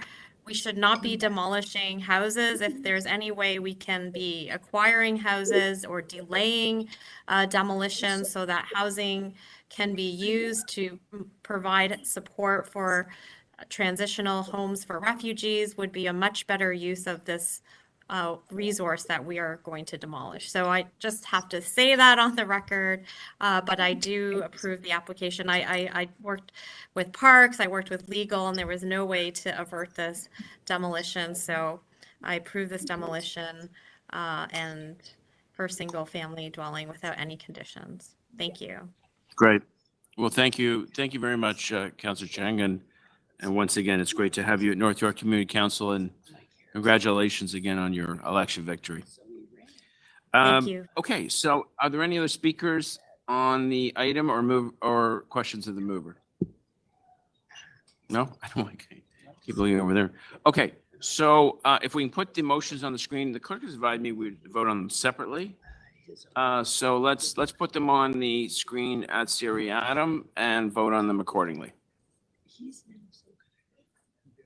Most people who leave City Hall, they spend at least a year with self-association.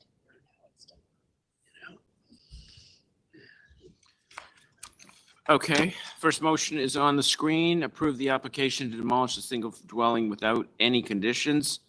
All those in favor? Opposed? That is carried. Next motion?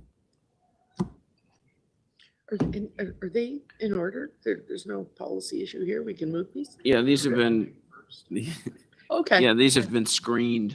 Cool. Okay. So the next motion is in 2 parts. I don't know why I'm introducing it, but they have been introduced by this mover. So all those in favor? Opposed?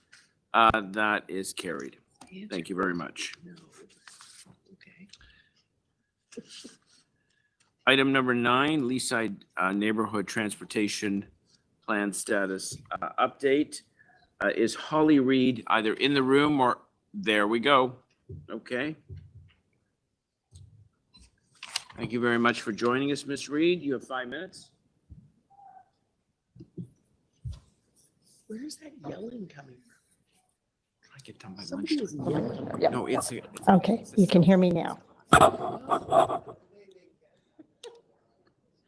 It really sounds like somebody's in trouble.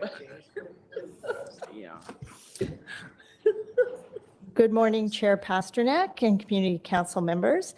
Thank you for the opportunity to speak about the Leaside Neighborhood Transportation Plan. I am here on behalf of Cycle Don Valley Midtown. We're Cycle Toronto's ward advocacy groups for wards 15 and 16. But I am also a Leaside resident of more than 30 years. We have been extremely interested in the neighborhood transportation plan since it was first proposed by Councillor Robinson, and I thank her for her diligence in moving it forward. We're also very appreciative of the staff's work on this project and are encouraged by the status update, particularly the emphasis on improved safety for vulnerable road users. Excuse me. When our roadways are safe for the most vulnerable road users, they are safe for everyone. We also support the phased approach outlined, phase 1 being near-term improvements such as traffic calming and traffic controls, and phase 2 being the longer-term interventions tackled once Eglinton Crosstown and the bikeway on Eglinton East are completed and new travel patterns emerge. But I came to speak today about 2 opportunities for phase 1, the near-term improvements. The first is a safe crossing of Bayview Avenue to Mount Pleasant Cemetery. This was one of the 3 hotspots on the map used to gather community comments, and that came as no surprise to us. The cemetery is a popular destination for people walking and a safe connector for people. Sorry, my screen just went dark. Safe connector for people cycling. It links Leaside to the Beltline Trail and connects the Beltline Trail to Sunnybrook Park and the Dawn Trail system via Sutherland Drive. In March 2021, one of our Leaside members shot a video of people crossing here, a Sunday afternoon. In a 3-hour span, 200 people dashed across the road, and that's not counting children and strollers. The need for a safe crossing here is demonstrably high. The nearest traffic signal is 220 meters to the south at Moore and 250 meters to the north at McRae, nearly a half-kilometer additional walk for someone at Sutherland Drive. This is a significant diversion, and speeds on Bayview in this section are excessive. Given 4 lanes to cross, it's only a matter of time before someone is seriously injured or killed. We urge that the need for this safe crossing is a priority in the near-term plans. The second is the opportunity for improvements on Eglinton as part of the Eglinton Today Quick Build Complete Street project.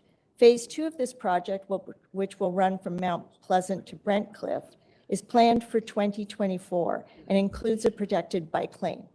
By coordinating with the Eglinton Today project team, quick build tools such as flexi posts, bollards, and paint can be used to square off turns at intersections, as has already been done at Eglinton and Bessborough. We ask that the project team work with the Eglinton Today team to bring these type of safety improvements to all intersections along the corridor, including the addition of bicycle signals at intersections where there are traffic signals. We'd also like to ensure safe and efficient access to the new bikeway on Eglinton and request that the traffic signal and bus stop that is across from Leaside High School is relocated to the intersection of Hannah Road and Eglinton. We have several members who reside in Leaside and would be happy to consult on cycling-related improvements at any time, and we look forward to seeing the near-term plan when it is made available. Thank you for your consideration. Any questions of the deputant? I just had a question.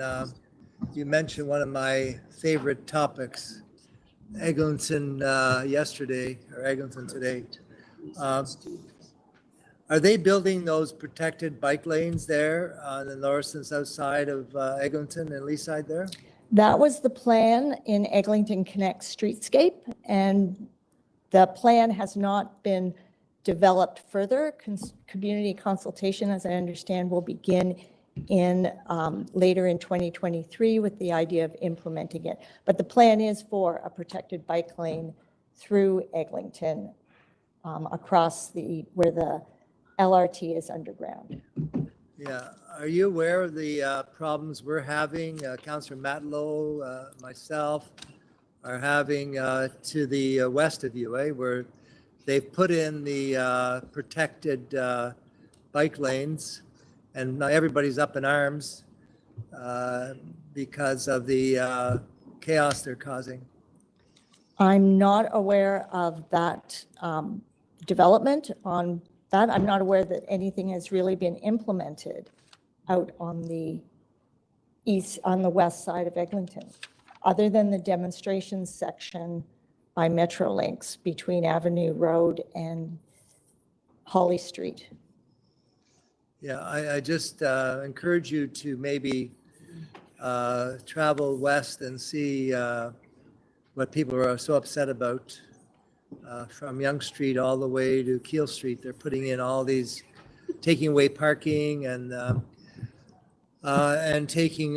again, reducing traffic to 2 lanes. So we're probably going to have to work together with this because people are really, as you know, we've had construction hell like you've had in some parts of Leaside too. And you know, and it looks like it's going to go on for a couple more years because they can't figure out how to get the crosstown underneath the Eglinton, the Yonge line. So well, anyways, hopefully that's a short-term issue with getting the crosstown running, and the crosstown is expected to carry, what is it, something like 15,000 passengers an hour. So the need for all of the car traffic across Eglinton should diminish with the investment we've made, enormous the only investment. problem is it looks like it's going to be delayed for a couple more years. So I don't know if we can hang on for a couple more years, but hope springs eternal. One day, you know, it only took 5 years to build a railway across Canada. It's taken 12 years now for this. Anyways, sorry to abuse the chair here, Mr. Chair. I had to put that in. Thank you.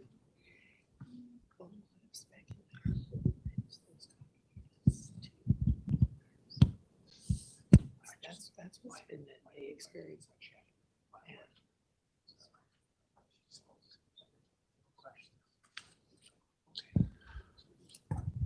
I don't have any other deputants on this item. Questions for staff? Yeah. No, I'm good. Speakers, Councillor Robinson? Yeah, I'd like to move staff recommendations. And I have to say, I'm very happy to see this report on the agenda. I moved this motion the beginning of last term. It's been a long time coming. It's long overdue. And I'd like to thank the Transportation Services staff for all the work they've done on the initiative to date. You know, we've done this all through COVID, and it's been difficult because the traffic counts were off. It's much lower. And so great that we've made such progress on the public consultation. There's been extensive public consultation in the last few years, and data collection, which as I said, it's been difficult because of COVID. And the community is really ready for us to make progress on this. I don't know what it is about the location and positioning of Leaside within the context of the city, but it just seems to be a trap for traffic and people rerouting. And as Councillor Cole has mentioned, the non-stop ongoing crosstown, which gets delayed and delayed and delayed. I mean, I don't know, things should be addressed there with the people who are facilitating the crosstown, because I'm telling you, I've never seen a project so off track, no pun intended. But the impacts on Leaside and Davisville Village have been massive, just massive. So time to move. There's a clear timeline laid out in this report, and it's very important that we not only stick to it, but we find ways to accelerate it where feasible. So I'm looking forward to the next round of public consultation that gets underway in the new year. And I'm also want to thank Carol Burton Fripp from the Leaside Residents Association, because she's been a real driver as a neighborhood advocate, and as the co-chair of the Leaside Residents Association, she's been excellent at really pushing this on behalf of the community, pushing it and making sure that we, weren't dropping the ball, and also showing frustration when staff weren't moving ahead. So I really want to thank her and the whole neighborhood, the level of engagement. Thank you very much. I wasn't finished. The level of engagement has been excellent. Just so you know, Councillor Burnside and Councillor Carroll, you can hear everything you're saying throughout my words, but just so you're aware. Yeah, I would ask members, including me, to turn off their mics if there's crosstalk. Yeah, usually we get a little light when they're on, but we don't this time. Okay, thank you, Robinson, Councillor Robinson. Any other speakers on the item? No? Okay, Councillor Robinson, you're moving staff recommendations? Yes, I am. As I said off the top, yep. All right, staff recommendations moved on 1.9, Leaside Neighborhood Transportation Plan. All those in favor? Opposed? That is carried. Item 10, 25 Ames Circle, application for fence exemption. I have one deputant, Lakshumathi Sukamaran.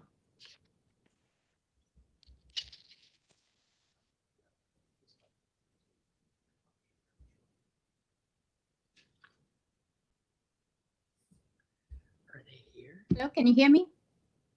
Yes, yes, Ms. Sukamaran, you have 5 minutes. Yes, yeah. Good afternoon, Mr. Chair and the councillors and the members of the city. Thank you for giving the opportunity to say my views. At the time of safety is our first priority for us and also for others. So at the time of pool installation, we had only chain link fence. So we replaced it with a 6 feet wooden fence, tall wooden fence, all around the south side, east and west side of the house. And we have a self-closing spring latch hinge, spring-loaded hinges on the gates, in the front gates on both sides, west and east side. And it has a self-locking system. And the doors are always kept locked all the time. We have surveillance camera all around the house, and we have the security system as well. And all the doors are closed, and we have the sensor, so any door is open, trigger the alarm system.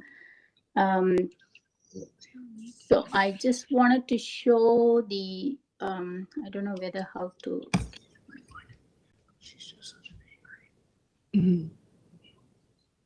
Yeah, totally. Okay, so this is the. I'm sorry, are you trying to share? Yeah, I'm trying to share some images because I'm not able to send it to the email, so that's why. This is the aerial view of our house with the pool, which is showing, if you can, yeah. So this is our house. In our neighborhood, there are many pools all around. I don't see anywhere. Okay, so we don't see your materials if you're trying to put them on the screen. Okay. We do have pictures in the report, though. Yeah. Yeah. You're not able to see now? No, we're not able to see, but I should point out that in the report that's before us, we do see photos. Okay, so yeah, just to give I was just trying to walk around the house to show the, if the photos are not enough, to show more images, to, say that we have the 6 feet tall fence all around on the south side, southeast, also the west side till the front of our the house wall. So the gate is always closed and it has a self-latching hinges with a self-latching lock. Yeah, these are, if you cannot see clearly, and see, this is the neighbors, this is the west side of the fence. This is the neighbors area, so it's quite tall, so it's well secured. Yeah. So once again, we cannot see the Okay. images that you're trying to show or share, but we do have photographs in the staff report. Okay. Can I ask her some questions? Yeah, we just a sec, Councilor. Are you completed your deputation, or do you have more to say? Because Most of it, as I've at said, least yeah. one councillor. Okay, so at least one councillor has questions for you. So Sure, are okay, you please. ready to take a couple of questions? Yes, please, yeah. Okay, thank you. Councillor Carroll, questions for the deputant? So I'm not sure if I missed it. I wonder if you could describe to us what you've done about the entrances to the house, because the issues of the fences between your neighbor's property and yours are not really the issues before us. The issue is that you're using the house, which has 3 access doors to the pool, as the fourth wall of a fence, and that's the issue. So how have you secured those 3 entrances? We have those bolt locks on the inside of the doors. Sorry, I missed that. You have what? Bolt locks. Bolt lock. I don't know how to say that. Four Like locks. Bolt locks. Yeah. On the top, maybe little from the top end of the of the door, we can put a bolt lock so that the small child cannot have an access to get into those locks. So those kind of locks we would do from the inside. Did you hear me? I can hear you. I'm sorry, I was just thinking of my follow-up question. So there's no structure other than the doors, though. We have the doors and the locks can be opened from the inside? Yes, the locks can be opened from the inside. Only an adult can open if somebody has to, if a family member or somebody has to go out from the door. Okay, thank you. Those are my questions. Thank you, Mr. Chair. Thank you. Welcome. Thank you, Councillor Carroll. Any other questions for the deputant? No? Okay.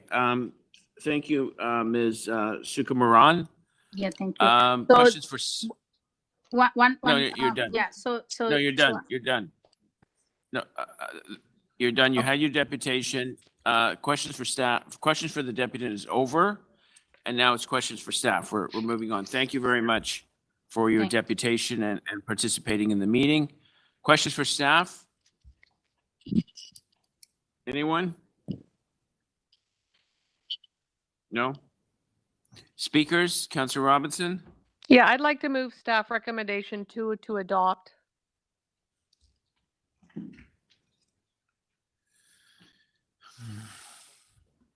Okay, Councillor Robinson, you're moving recommendation 2.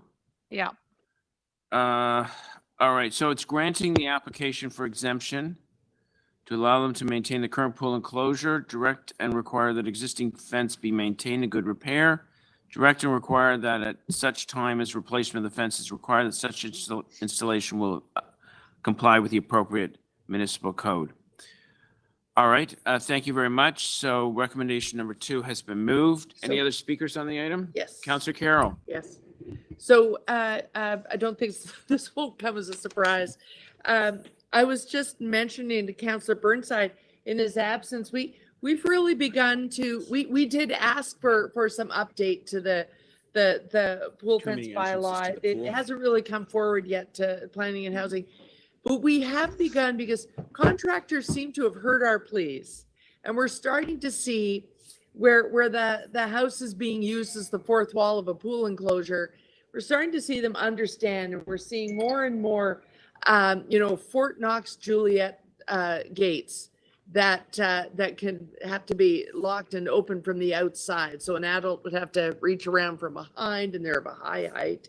I recommend people look at the picture of Tally Lane in my ward, where before he even came to me, the owner said, okay, Councillor Carroll's got this thing about kids drowning in swimming pools. So what they actually applied for and have installed is extraordinary. We're making big compromises going with those. This one is not offering those, and the lock is on the inside. So very, while you have to drag a chair over, kids like to drag chairs over to things just to get cookies, let alone to unlock something and go to the pool. So I'm afraid that I have to put recommendation 1 on the table, because I want to vote to not grant the exemption. All right, thank you, Councillor Carroll. What I find about this report is there's just nothing here. It's just not a lot to work with. Yeah. It's bad. Yeah, it's a very short, superficial report that's making it very difficult for us to make fact-based decisions. Okay, any other speakers on the item? Councillor Bernstein. I have a problem with recommendation number 2, just to the extent that we have these rules in place to protect lives. And I'm not sure with the proposal in front of us to grant this exemption, if we're actually achieving that. And, so I will not be supporting recommendation number 2.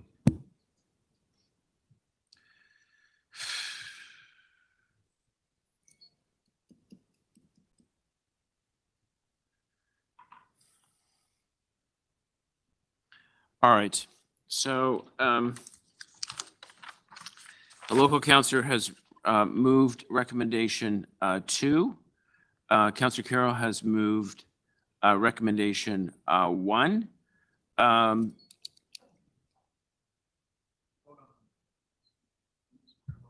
Okay, so we're going to take the refusal motion first. And then if that carries, number 2 is redundant. All those in favor of the refusal?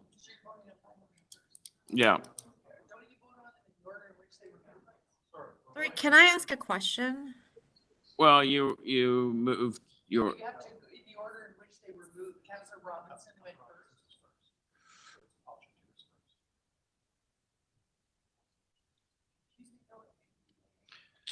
first. Okay. So, Councillor, Councillor Chang, are you okay with what's before us? Well, I just, maybe this is a point of clarification. So is it so Councillor Carroll described a Fort Knox design that was eliminated that allowed for the use of the house as a 4th wall. Is that what I heard? That there was a constituent? Yeah, Councillor Chang, she was referring to a different case situation in her ward regarding a pool enclosure, fencing and pool enclosure. So it was not this a reference item to does this. not have that. I mean, I almost wish. What I'm asking is it possible that the motion is a refusal with the consideration of whatever A, B, and C that needs to be in place, similar to that other example, so that this person knows, what their possible next steps can be? No, unfortunately, the problem I'm facing with this is the report itself is so sparse. It's really hard to kind of. There's some pictures but it's a very short report. Usually it goes into a lot more detail of visiting the site and speaking to the owner and what kind of lock systems are there. I do see a lock on a door, but it's not enough to I think make an educated decision. I thought maybe it would be deferred, but anyway, Councillor Chang, we do have to move on. Okay. We have to bring this to a vote. The first motion is moved by the local councillor granting the application for exemption.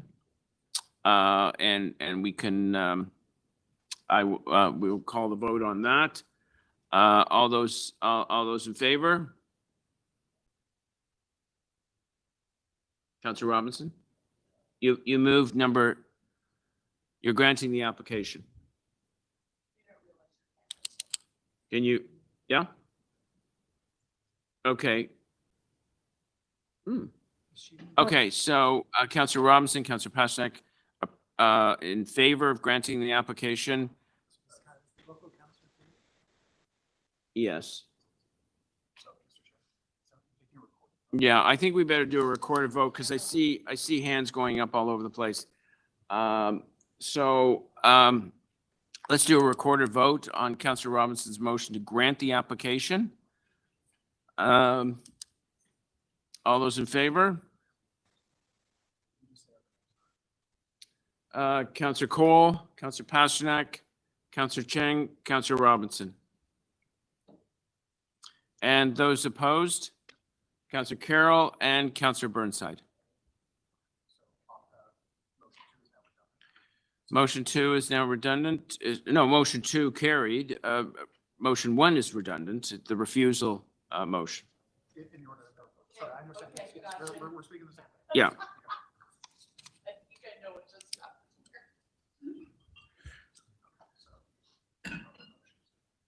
Okay, so that item's done. Item 11, 14 Langton Avenue.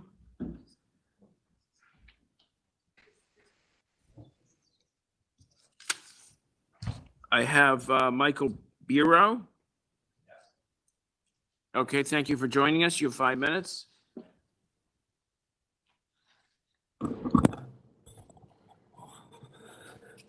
Thank you for welcoming me, Chair Pasternak and the council members. This is not a contest of a safety issue. Or our fence exemption application deals with something that is an aesthetic part of our lives. It's an art installation that we developed from a drawing of my 7-year-old daughter. Because she's passionate about nature, we have a conservation-minded family, a green living space with no chemicals in our environment, pollinator gardens only. And my daughter turned out to be well known in Canada as the butterfly girl for raising monarch butterflies from the age of 5 years old.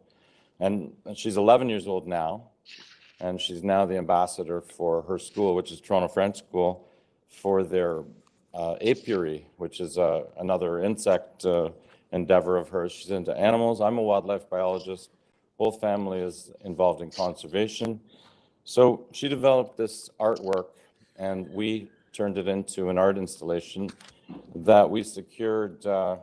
We had built by professional artists and out of galvanized steel, and we secured it within the boundaries of our property. Outside the limits of this art installation, there is in fact a full fence, the type of fence that would surround a property for a swimming pool. But within the boundaries is this art installation. And I'm confident that the file contains photos and also my own personal description of all of the elements of the installation. Just as something that might not be in the report, I know that 2 city inspectors visited the property, and on a comment that I guess I'm the only one who heard, both of those inspectors said they thought it was beautiful. But I'm here to tell you that it's very secure, that it's built with solid steel, galvanized steel bolts, and it hasn't budged in 3 years. Even in some tremendous windstorms that I think everybody here is familiar with in this city, watching this art installation doesn't budge in the wind. It doesn't tremble, and there's really no danger. And it's a thing of beauty. The people who've seen it have commented that they feel that it is a beautiful work of art, but it's something for our soul as well. The theme of the artwork is directly as created by my daughter. It's monarch butterflies, milkweed, which is what monarch butterflies depend on, and honeybees, and then as a background, hexagons, which is the shape of honeycomb. So a very natural type of a product that we live in harmony with in our home. I just wanted to point out, everybody probably already knows about this, but Mayor Tory has spent several years making appearances, well, of course, everywhere, but he's made very specific appearances opening art installations across the city. Every single season, there are annual art shows, but also, you know, the art installations is something that is for the spirit and the soul. And that's something that we're enjoying at our home.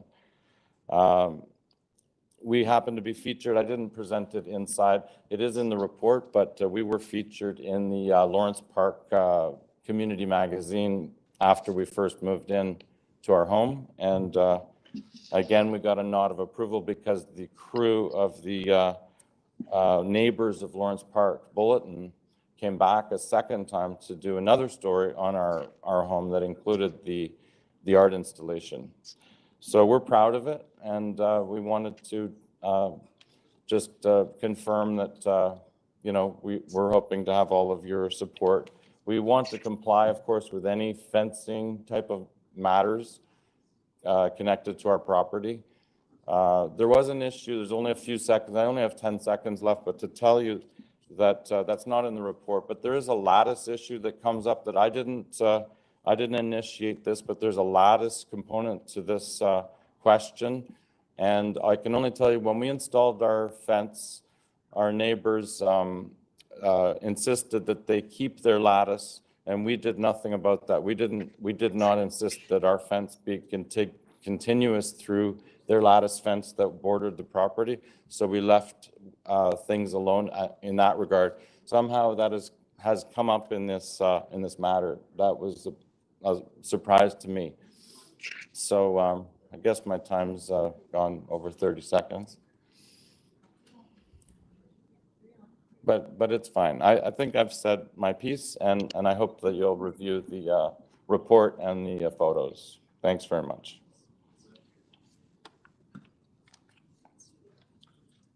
Thank you very much. I just want to assure you that when we were talking, we were actually sharing pictures about your application as you were talking. We were not ignoring you. Oh, thank you. There was some crosstalk here about two problems. One is the art installation, and the other one is the lattice.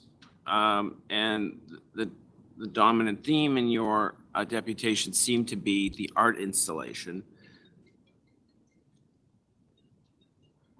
But the lattice is a problem as well. If I may just say. No, you've spoken enough. No, so if you want to incorporate answers to counselors. Oh, sure.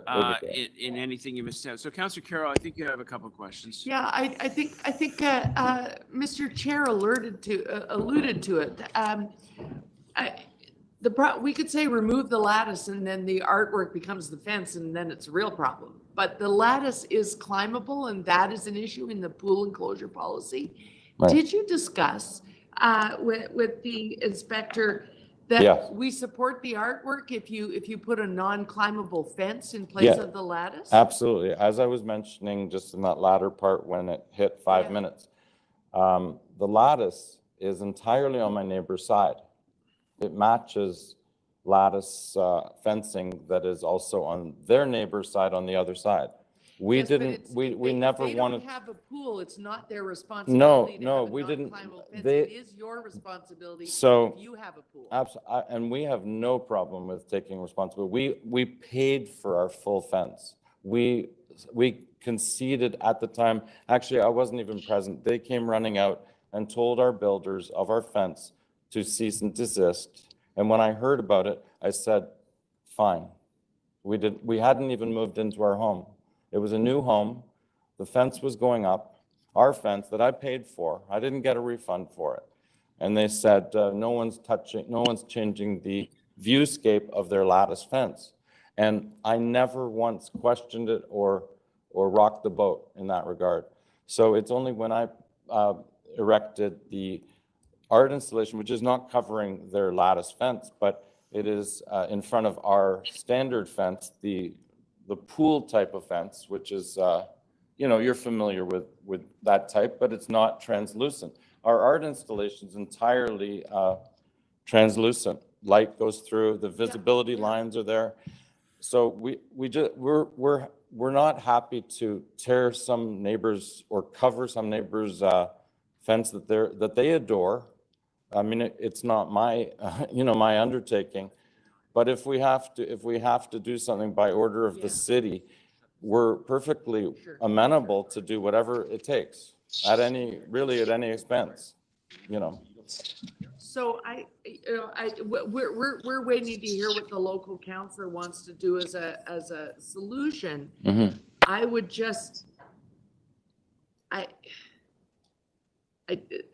think You're right. something's going to have to be worked out Mm-hmm. with your neighbor, because you actually have the liability of that lattice fence being climbable. Yeah, that So was from the beginning when it was It's a real approved. dilemma for the local councillor that I do not envy. When it was approved by the inspector at the very beginning, that was already self-evident.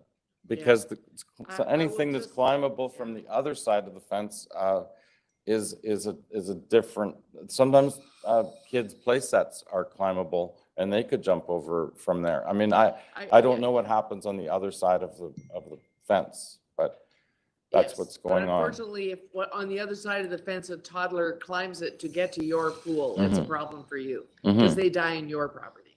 Right, as I said. That's why you do have to concern yourself with that. No, I'm concerned. I'm saying we're happy to correct it in any way possible, but not, we can't go physically twisting arms and, we would have to build over somebody's. To clarify, I think what the chair was mentioning this as well. Because it's freestanding, we actually love the work of arts, but the secondary issue is the one the chair is highlighting for us, and in fact the greater danger. To some degree, it's unrelated. Yeah. Because. Well, we get that. I'm just flagging for you what the debate that's about to happen, but we no, I really want understand. to hear what the local councillor wants to do. Yeah. All right. Okay. Yeah. Okay. Thank you. We do have to move on because we have a whole bunch of other fence exemption applications here. Questions for staff? Is there sorry, Mr. Chair, is there any other speakers? No? No? No, Okay. That's the same thing. No? Okay. I'm sorry. No, I don't see any other speakers on this item. Okay. I actually had a quick question for the applicant. Replace the lattice. Mr. Well, Chair, I had a quick question Okay, for the question. Okay, sure. Okay, so what I've been told, Michael, is that that there was a violation issued for your fence. Is that correct? There was a violation issued by MLS? For the art installation that we applied, we applied for a fence exemption for that violation, or for some other violation which pertains to the lattice fence, which is the neighbor's lattice fence. No, this has nothing to do with the neighbor. The application before us is 14 Langton Avenue. Yes, it's the same address, and you see, if you read those two options, you can see this lattice involved. Lattice wasn't involved in the initial, notice. It was strictly about our art installation. Yeah, okay. Not lattice. So here's what I understand. This is what I understand, and I should probably ask staff this as well. But the fence was inspected by MLS, and a notice of violation was issued for not meeting fence bylaws. Is that your understanding? And my understanding, it was the material and the height. Is that your understanding? It was it was a material that the city doesn't allow, and then the height. Is May that I your answer that? understanding? Yeah. Yeah, that's Councillor to you. Robinson, because Yeah. it had nothing to do with the material or the height. It had to do with the fact that it was the neighbors put in a complaint that's strictly the problem. I mean, it's not a fence, it's an art installation. We have a fence behind it that's on our side of the property line, which is you know, a standard solid fence behind this art installation. The lattice portion of this issue is another point, because the lattice is the neighbor's lattice that's on their side of the property line, that we, unless there's some kind of combined order for these matters, we don't have control to go and obstruct their, or tear down, or in Yeah, any that's- way. Yeah, but All we're right. talking about Damage this their lattice fence. application. If Okay, we so could stick to this Councillor Robinson. application. Yeah. We can't try these cases here. Mhm. So, I mean, we have a number of Yeah. a number of fence exemptions to go in this meeting. If there's Okay, questions for then- staff, let's. Yeah, I'll ask questions of staff then. I mean, we are actually Okay, trying let's- it because this has been put before council. So I'm trying to figure out what to do here. It's a beautiful piece of artwork, but there's concerns about it. So I'll ask Gail Price if she's there from MLS. My understanding to MLS Okay, is that, yeah. Okay, for questions for staff, Jay. Thank you. Okay, so my understanding is that this fence, which is actually a piece of art, the piece of art is acting as the fence. That's my understanding. Tell me if I'm wrong. That MLS went to inspect it and they came back with a notice of violation for the material and the height. Is that correct? Through the chair, Terry Carabasas, manager for municipal licensing and standards. Yeah. Councillor Robinson, you're correct. So you went out and is the piece of art, again, it's a gorgeous, stunning piece of art, but is it not acting as a fence? Is it a fence or is it a piece of art on their property? It is on their property. Is it a fence? I'm sorry, Councillor, would you repeat that for us? My understanding is the art installation is acting as a fence. It is what is before council today is the art installation is the fence.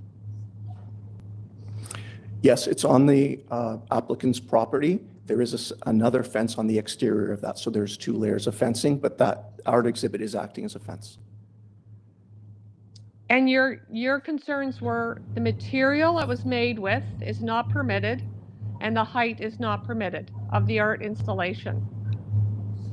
That's correct. Could they move the art installation onto their property and then would you be fine with it if they moved the art installation from the fence into the property somewhere on the backyard? Would that change your position? That would help the position, but the fencing which is currently erected, which is the lattice material, should be of a solid, non-climbable material, at least 6 feet tall. And that there is a photo, I think it's attachment number 4, which shows a portion of the rear fencing, which is a board-on-board material, and that should be extended right through to where there is no access to the rear yard from the neighboring side. Okay, I've also been told by several neighbors that it sways in the wind and it's not anchored. Is that correct or incorrect? I have no notes to confirm that, Councillor. Okay, because I think Gail Price would know that kind of information. Okay, so basically you're saying, just to be, so I'm crystal clear, because I've got about 20 fence exemptions today. You're saying the material is not, does not meet city guidelines. It does not comply. The height does not comply. The lattice material does not comply. It needs to be a solid fencing, and that if they move the art installation into their own personal yard, that you wouldn't have an issue with that, but you would still have an issue with the existing The fact that it's lattice, not solid, correct? Is that a good summary? Correct. Okay. Okay. Thank you very much. That's very helpful. Thank you, Councillor Robinson. I believe Councillor Carroll has questions for staff as well. Yes, I'm sorry to belabor this, but I'm a bit frustrated because I feel like we're reading two different reports. The recommendations read that if we refuse to grant this application, we are refusing to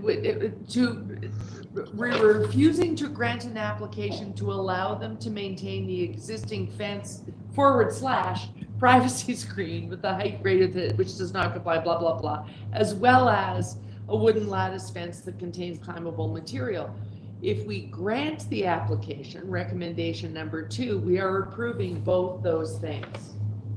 The recommendations do not separate these out and give us options to approve the art and not the lattice. We're approving both or refusing both, the way the recommendations are written. The pictures show us the lattice continuing behind the work of art. So, you know, in our earlier discussion, we said, you know, we live with the work of art. The problem is the lattice fence. But it seems to be unclear to the applicant, and in some respects the local councillor, the way the report reads. We either say yes to both or no to both.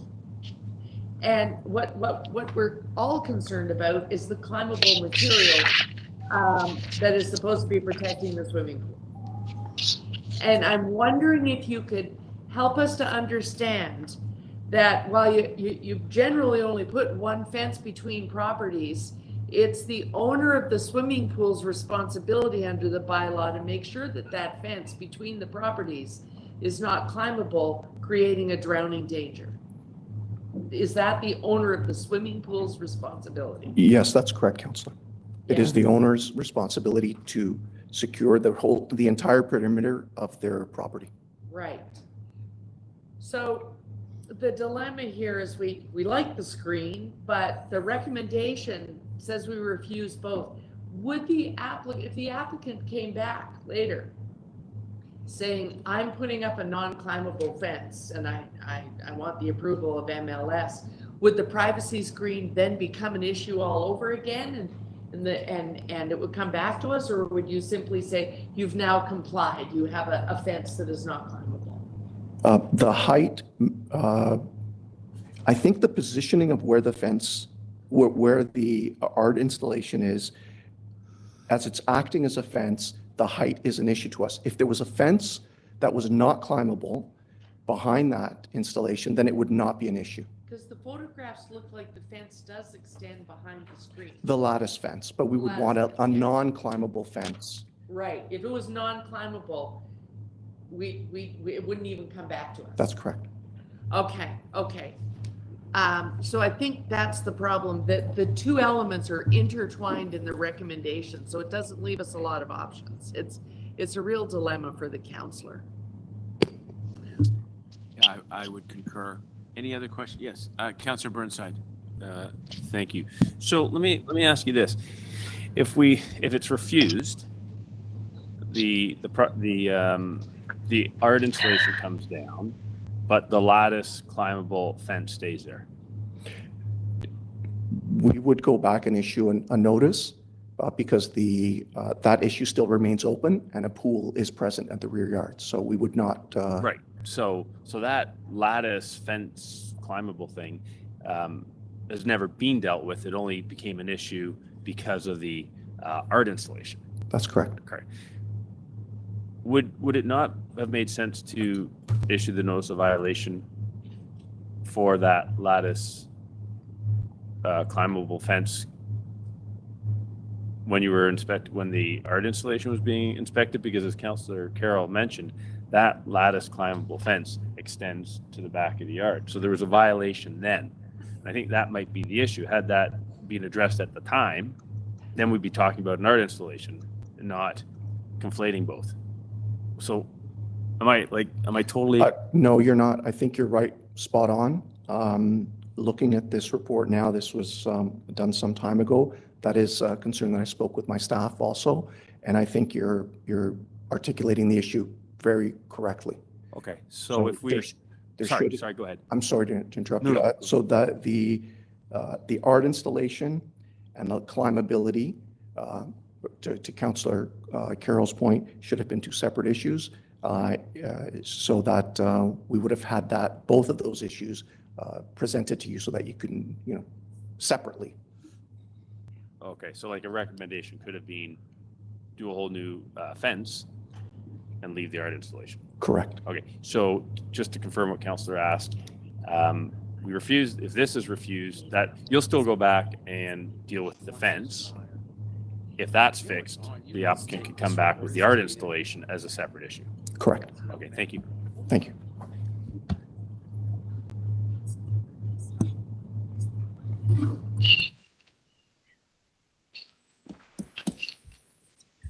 Any other questions for staff?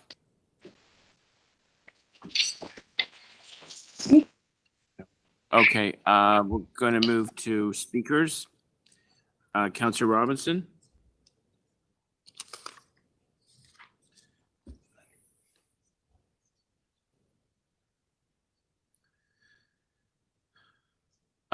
You must be on mute or something. We can't hear you at all. Sorry, I'm moving staff recommendation 1 to refuse this. And we've had detailed conversations with Gail Price, who works in MLS, who's been on site many times, and she knows the file in detail. There actually is issues with the art installation due to the material. So I'm not sure why I'm hearing otherwise today, but what I would recommend is, that they move this art installation that is beautiful into their property, and that they address the fence. So I want to make sure that staff realize that none of the neighbors got notice about this. All of them said they were shocked to see it on the agenda today. They found out yesterday. There's been a lot of feedback from immediate neighbors about this, because apparently, and I don't know, I can't verify it because Gail Price isn't here, but it does sway in the wind and it's not anchored in concrete. But the bottom line is that we need to address the big picture fencing on this. And what I was told is it was not just the material, but also the height. So that's that's what I'm moving today. And hopefully staff can work with the applicant. All right, thank you, Councillor Robinson. Councillor Robinson has moved option 1, refusal to grant the permission. Any other speakers on the item? Okay, I mean, we going forward in this term, we need reports where we can really balance the facts and really understand what the key issues are. If this is going to be a hearing over a final decision on these matters, then a report like this, which stretches, really, 100 words or 200 words, is not sufficient to really make the kind of decisions that we want to hear. The other thing I don't understand is why this thing's dated March. It is now November. Why this is coming to us now and not sooner strikes me as odd. Anyway, the local councillor has moved option 1, which is a refusal. I think you can save the artwork. I think it's quite wonderful that artwork appears on private property. I think it has to be properly anchored if that's an issue, or moved. It does not act as a pool fence. But I commend you and your daughter for the work with the Monarchs, and I actually think that the artwork is wonderful. It just cannot be there. So, Councillor Burnside, did you want to speak? Oh, no, sorry. Okay, so we're going to move this to a vote. Refusal is on the floor. All those in favor? Opposed? That is carried. Item number 12, 187 Sheldrake Boulevard. we have speakers, Peter Lucas.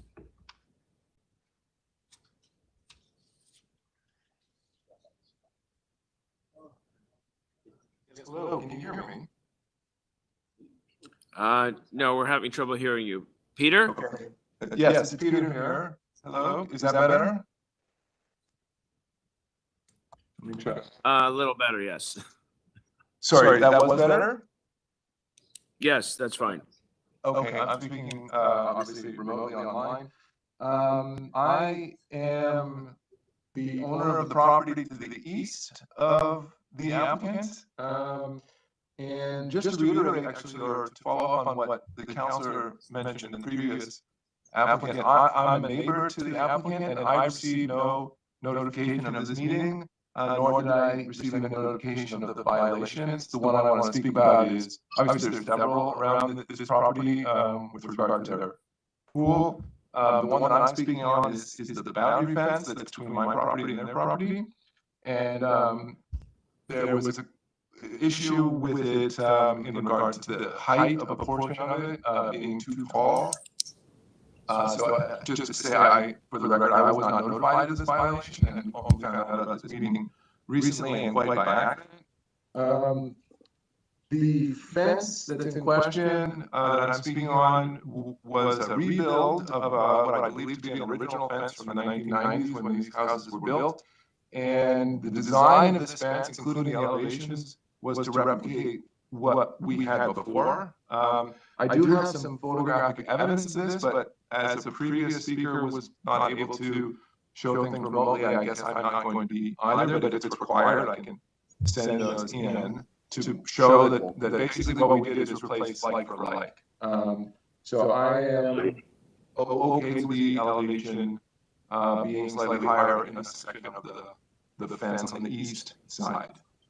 Thank you very much. You do that? No. Jimmy. Thank you very much. Are there any questions for the deputant? Okay, thank you, Peter. Sam Jawad?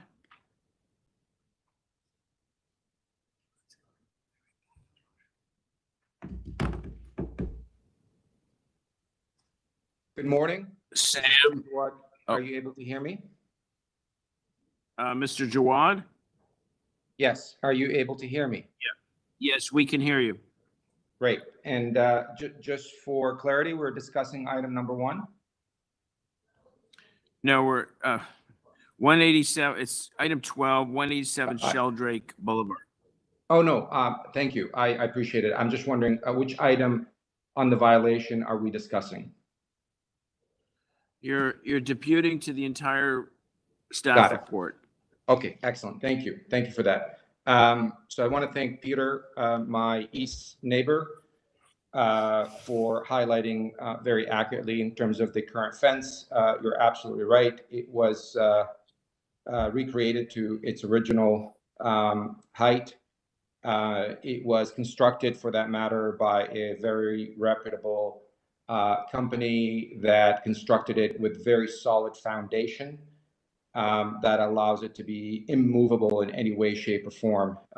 So it is, it's quite solid. It's 6x6 posts, deep in concrete footing, making it very sturdy. So I would say that that's just to support Peter's comment on items 1 and 2 of the submission. May I please move to item number 3? No, you're speaking to the entire report.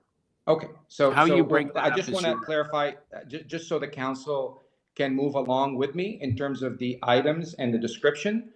So I don't know what they're looking at. There are 6 items as far as I can see from this report, Mr. Chair, and I want to make sure I'm as clear as I can in my description of those items. So, so I just don't want to speak sort of in a manner that is not clear following the submission by the city. So you want to speak to each deficiency? No, well, I mean, I don't know if that's this is my opportunity to do so, or just speak to the whole project. Perhaps I'll provide a description of what we are doing, and I'm happy to answer questions on each deficiency if this is the process that you, Mr. Chair, and the councilor would like to proceed with. All right. I mean, you want to speak to the 6 deficiencies, is that? Which one are we on? Mr. Okay, Chair, I am proceed. not, I'm a homeowner. I am not very familiar with this process. I want to equip the city and yourself and the councilor with as much information. So I'm seeking guidance from you to let me know how to proceed. Well, you're addressing each of the 6 deficiencies. Is that what you'd like to do? Yes, sir. Well, I would proceed on that basis. You're the owner of 187 Sheldrake? Correct. I am the homeowner for 187 Sheldrake. Yeah, so you're disputing the violations here, and your position is that you conform, or you take some objection to the staff report. So, yeah, if you want to go through these 6 deficiencies. But he's got 2 minutes to do it. Yeah, but you're running out of time here. We've got a number of these cases in front of us. So you should proceed rather than. Okay. All right, Mr. Chair, thank you. I will proceed given the allocation of time, which I did not see. I'm dialing internationally, so I am trying to follow. For item number 1 and 2, which is the rear side fence, my east side neighbor explained that very eloquently. Thank you for that. On item number 3, which is a rear yard west side fence, also this is an existing fence that was repaired and cladded to the current shape. It is exactly as it was before. I have a photo that I submitted to council that shows the prior fence. The prior fence would have been non-conforming and quite old. It was not sturdy. It had lattice on it. The new fence, as you see there, constructed to the exact and replaced and cladded to the exact height, but in a different shape that is not lattice based, that is sturdy, and I wish to maintain it as is. Item number 4 and 5, which is a rear basement access and rear yard patio doors. This is the enclosure that forms part of the enclosure for the pool. This enclosure was erected as per the city's approved permit that we sought for the pool. We submitted a pool permit. We submitted an enclosure permit, excuse me, and the city approved our recommendation, or at least our proposed enclosure. So we received the approval from the city of Toronto. We have evidence. It is attached, and we constructed and erected that fence as those enclosures as per the city's approval. When inspected, the inspectors felt that the city should not have approved those enclosures, although there are precedents across the city that it's been approved multiple times. It's just the inspectors happen to be there, and they found a violation in that. On item 6, it is clear in my submission that it is 4 feet from the property line and an existing fence, and I'm cut off. Can I proceed, or am I cut off at this stage? You've reached deficiency 6, so how much more can you be talking about? Well, deficiency 6 is really about the fact that this is the measurement is from the new cladding that we put in, but when we erected the pool, we measured from the old fence, which is still there. We just cladded it, but even the old fence itself is actually on my property line, as indicated by the attached survey. So thank you for that, Mr. Chair. All right. I'll pause. Thank you very much. Any questions for the deputant? No? Okay, thank you, Mr. Jawad. Michael Wenban?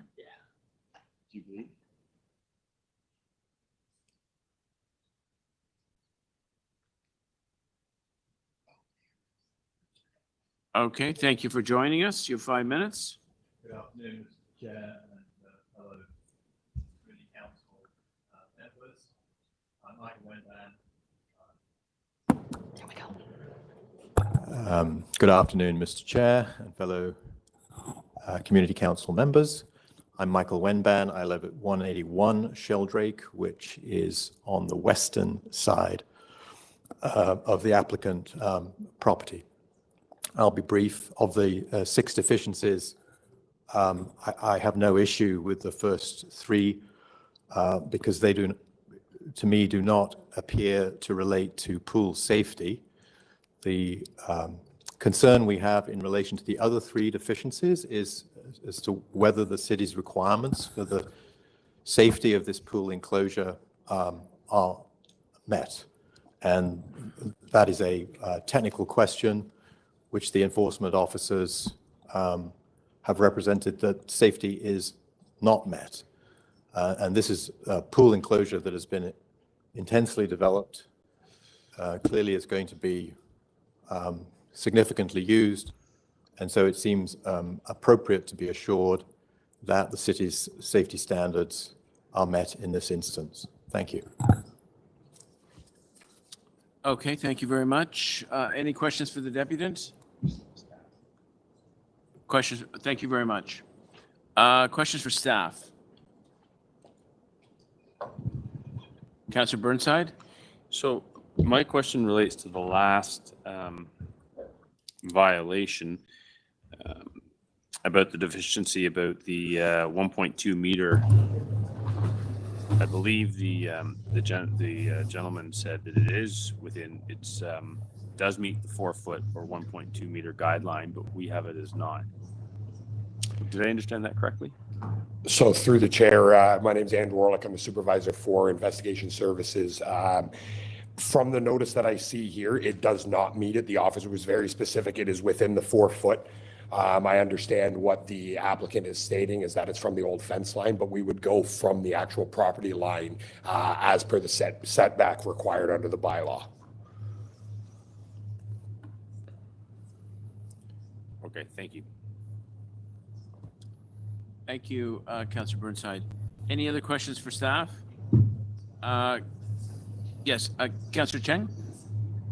Right, just relating to the same issue and I'm not even sure who I asked this question to, but was the permit to build that distance from the door approved by the city before construction? So through the chair, I don't believe this is about coming from the door, Councillor. I believe this is from the fence line on the side of the property. Oh. That it's too close to the setback that is originally there. I'm not sure if that was the question. The question, I think, Councillor Chen, correct me if I'm wrong, is she's wondering whether city building staff approved this design. Right, because I'm seeing this 1.2 meters from access point, attachment 6. And yes, I'm wondering if that distance was approved in the permit. Coming from that building, from that. So the access point they're showing at the back in that photo, I am aware that is an ancillary building. It's a shed. It does make up part of the enclosure on the back side, but there is no way of coming from that building into the enclosure because you have to enter that building through the enclosure as far as I can tell. I'm really not sure whether that was the question. The question is, did City of Toronto Building approve this design? Councillor Cheng, is that your question? Yes. Okay, so. Sorry, Mr. Chair. Yes, this would have been approved before. Okay, so this received all City of Toronto approvals. Councillor Cheng, there's your answer. Thank you.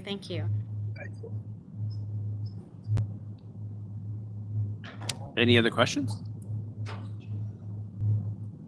Councillor Cheng, any other questions? Oh, you're good? Okay, great. Well, hopefully we'll see you in person at the next meeting. Any other questions for staff? Okay, so speakers to the item.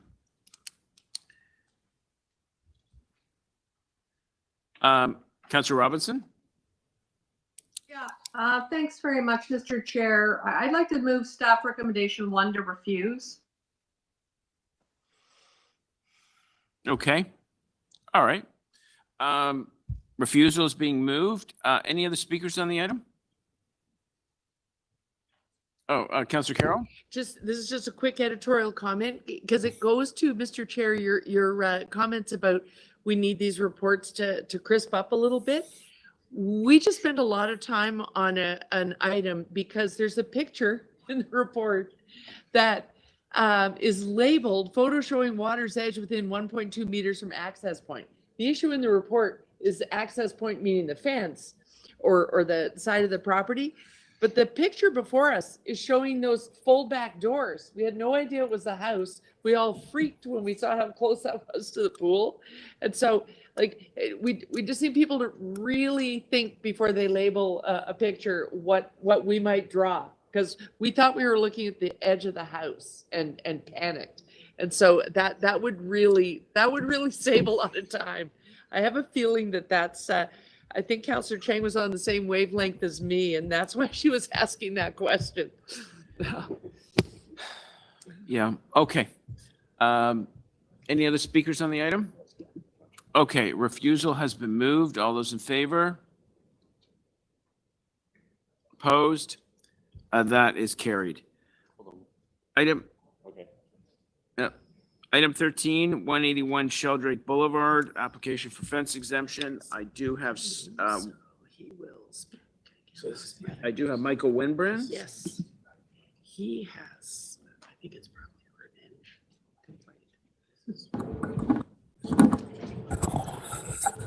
Hello, I'm still Michael Wenban. I jointly own 181 Sheldrake Boulevard and have lived there for 25 years. I've applied on behalf of 181 Sheldrake for an exemption from the fence bylaw for the wooden lattice fence erected on the eastern edge of the rear yard of this property at the back of the house, and you have photographs in your materials.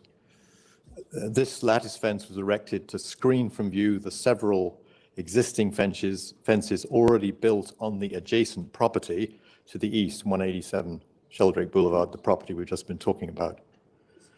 181 Sheldrake's fence, the subject of this exemption application, is no higher or wider than the 3 existing fences on the neighbor's property, which are a wooden fence, 8 feet high, a 14-foot high lattice fence, and a solid wall behind that 14-foot high lattice fence. So 181 Sheldrake's wooden fence has been built to screen only and does not exceed either the height or the width of any of these 3 immediately adjacent structures on the neighbor's property.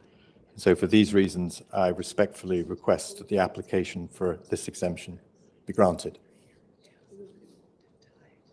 Yeah? I'm sorry, you were concluding. I missed that last sentence. I respectfully request that this application for an exemption be granted.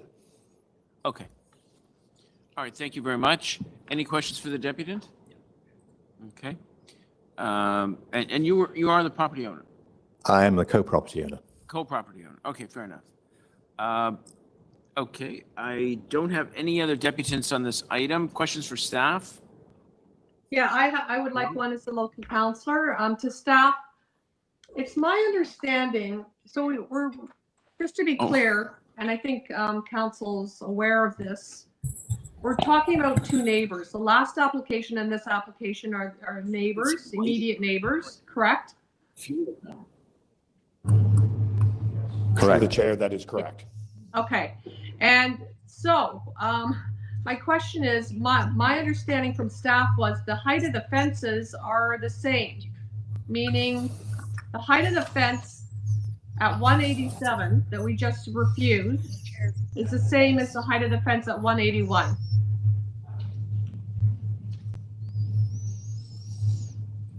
Is that correct, or am I wrong?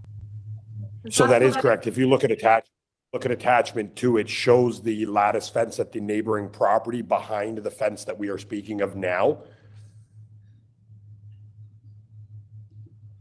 Correct. So it is at the same height from what I can see from this photo. So from what you can see from the photo, it's the same height.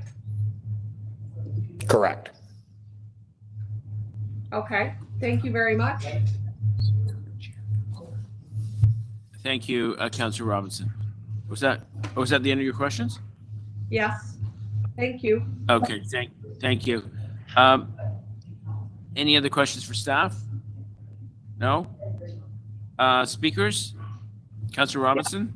Yeah, I'd like to move staff recommendation 1 to refuse, just to keep it fair between the two properties that are immediate neighbors.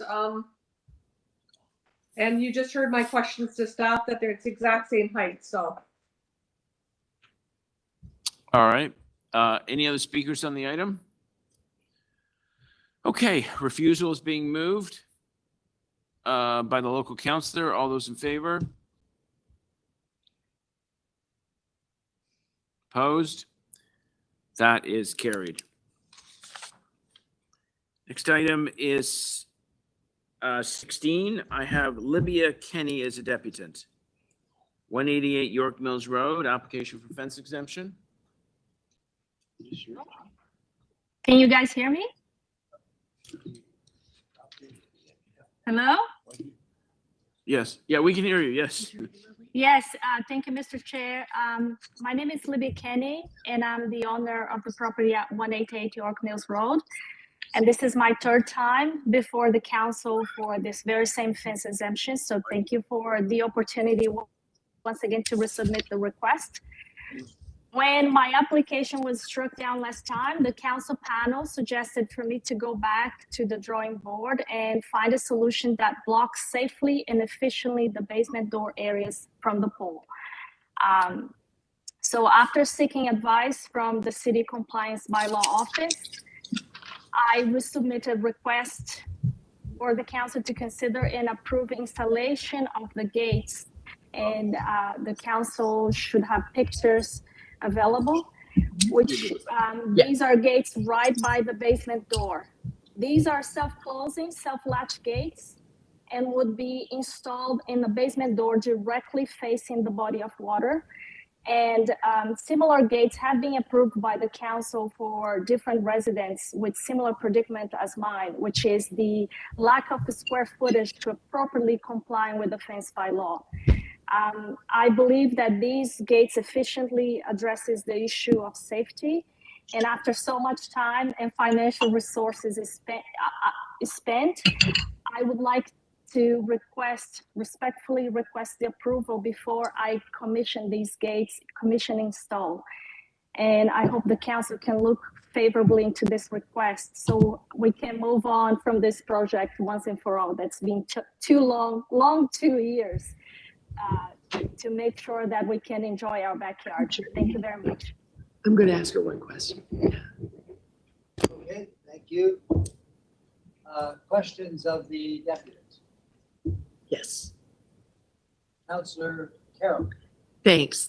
And thank you for your patience and coming back. Just for the benefit of we have a couple of councillors who weren't here when you came in the last term. So I just wanted to clarify. So, because it isn't mentioned in the report, and looking at the photographs, they might not realize. So you're now proposing these Juliet gates that can be locked from the outside on both the basement doors. And as I recall, you also have a safety gate on that staircase down from the above ground entrance as well. Have you not? Yes, ma'am. It's a 48-inch installed high gate, glass gate, and it's self-closing, self-latching as well. Okay, thank you. Thanks very much. Okay. I'll speak quickly. Any further questions? No? Okay. Persons to speak. Councillor Carroll to speak. Yeah, I'll just quickly speak because I know that the local councillor kind of prefers that, so she knows where we are. I just wanted to thank the resident for the amount of work they've done. And again, the reason they have to come back to community council is this is a compromise on the real pool fence enclosure. But we've sort of created a pattern of, if we can see real evidence that we're looking at a very secure Juliet gate, we've allowed variances for these and granted them, but they are exemptions from the actual bylaw, and that's why they have to come back here. But we've come from no real protection in a pool that's in a smallish backyard. And so it's a real tight squeeze, which can make it even more dangerous. You could stumble into the pool, not even meaning, as toddlers often do, jump into the pool thinking they'll be able to swim. You could just fall in.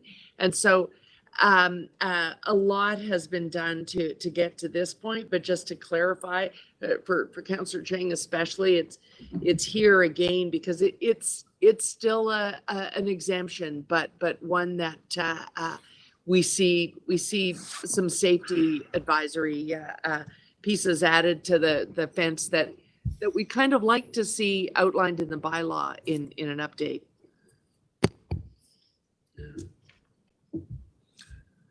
Okay. Thank you, Councillor.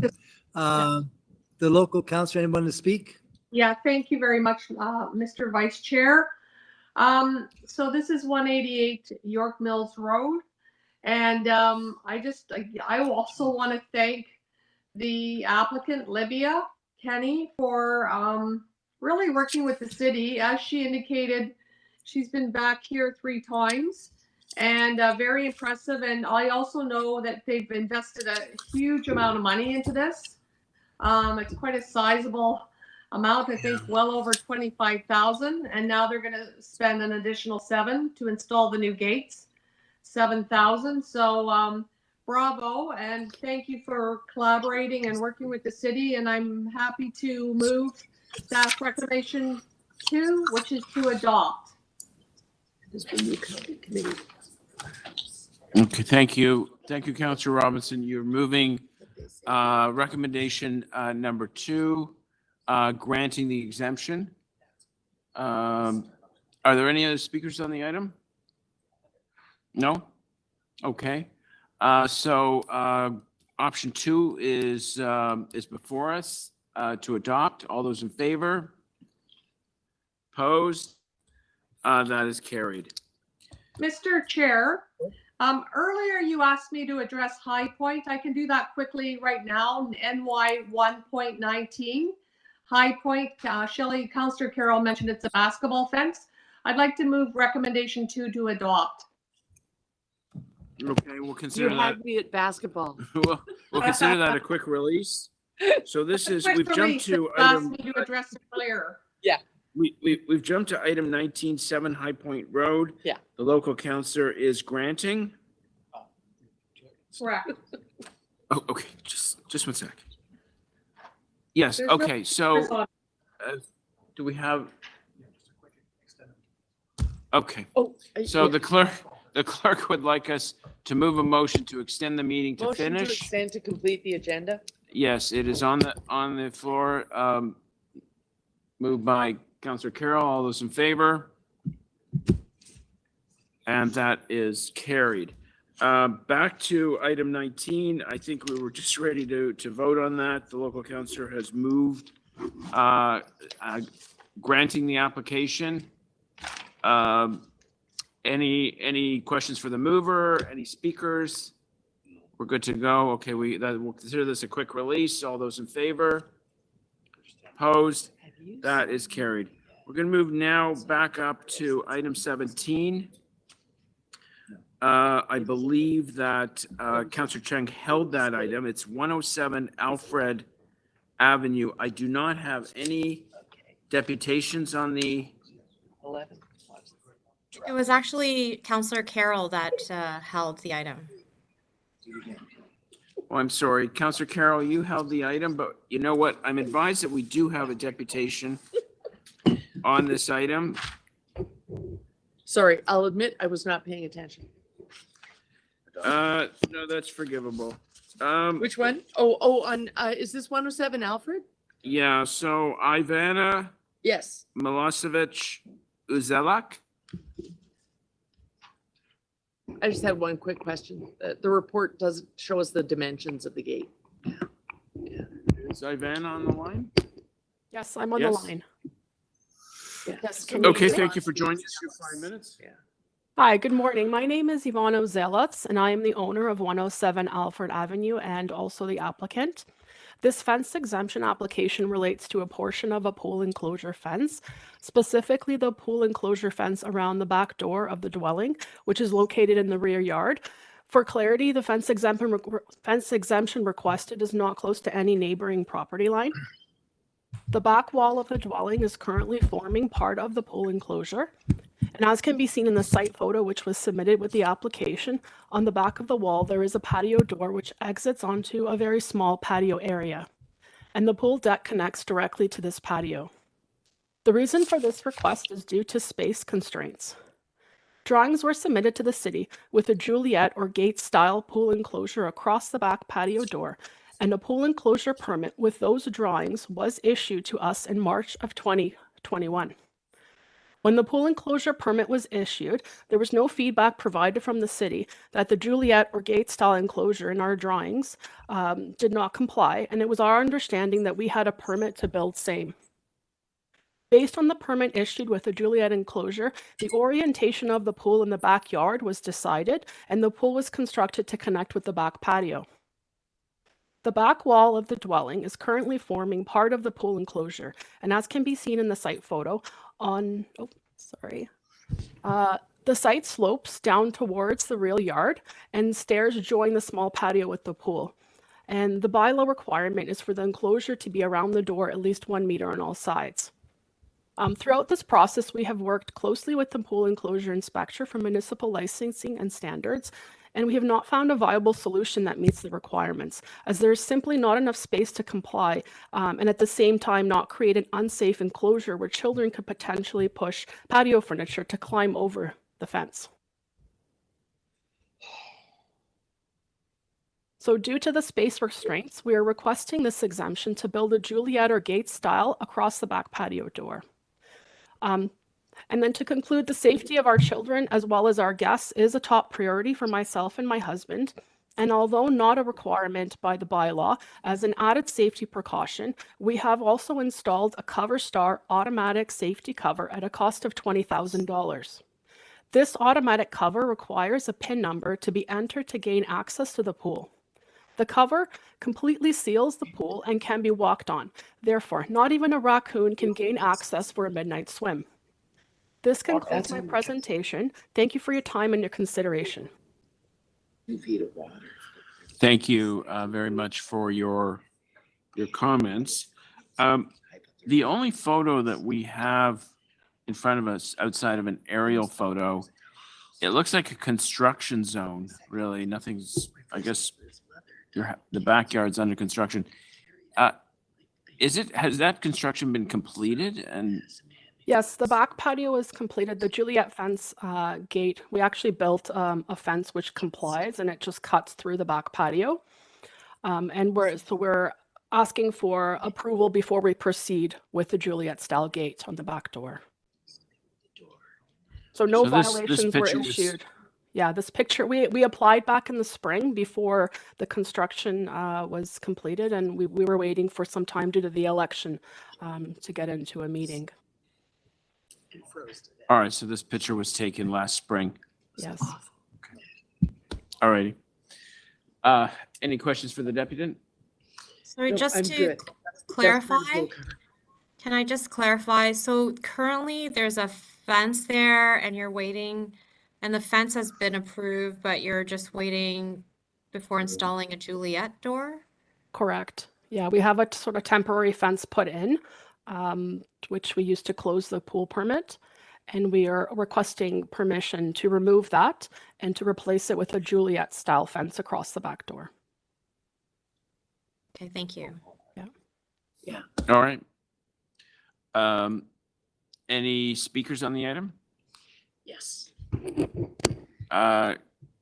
Just quickly. Councillor Carroll? Just quickly, part of the reason, just so the councillor knows, part of the reason I'm okay with that is the fail-safe. The very reason that I lost a relative who drowned was in a sagging pool cover, not the fully depth pool. This is the best kind of pool cover, and that forms part of my reason for supporting recommendation to, should you move it, I can support it based on that. That makes a great deal of difference. Okay, thank you, Councillor Carroll. Councillor Cheng? I'm good to proceed with the application. I move to approve the application for a fence exemption permit with a condition that if the pool fence enclosure is replaced, the replacement complies entirely with the code for Chapter 477 fences or its successor by, oh, it's Right. different. Okay. What? Sorry, my staff, what they prepared for me, and this version is a little different, but it's the same approval, so. Yes, I move forward to All right, allow are you them moving recommendation number 2, granting the application? Yes. Okay, I'm putting it to a vote. All those in favor? Opposed? These automated ones, That is carried. these automated ones, people close them all day long because it keeps the leaves out of the. Number pool. 18, So as soon as you're done swimming, shut that thing, because it's just, you put in a pin number. And it doesn't sag. So people put those in, and now you're keeping the leaves and the bugs out of the pool. And the kids. Yeah. right. Okay, do you have the motions? Okay. Get your vice chair. Who would like to move the bills? Don't worry, just put them on the screen and we'll pick someone to Yeah, move. that is the vice chair's job. Okay. I'm moving the, I have bills up somewhere. Yeah, there they go. You have to turn around. Oh, no, I can look, there's a screen. Okay, there's one behind you, one in front. Councillor Cole, would you like to Yes, certainly. move that? I move that bills 12 to 13 and 31 prepared for the November 29th, 2022 meeting, number 1 of the North York Community Council, be declared as bylaws and passed subject to section 226.9 of the City of Toronto Act 2006. All those in favor? Opposed? That is carried. One more motion. Councillor Burnside, confirmatory bills. I know you're trying to sneak out. Confirmatory bills to confirm the legislative proceedings of the North York Community Council acting as the delegated authority of being one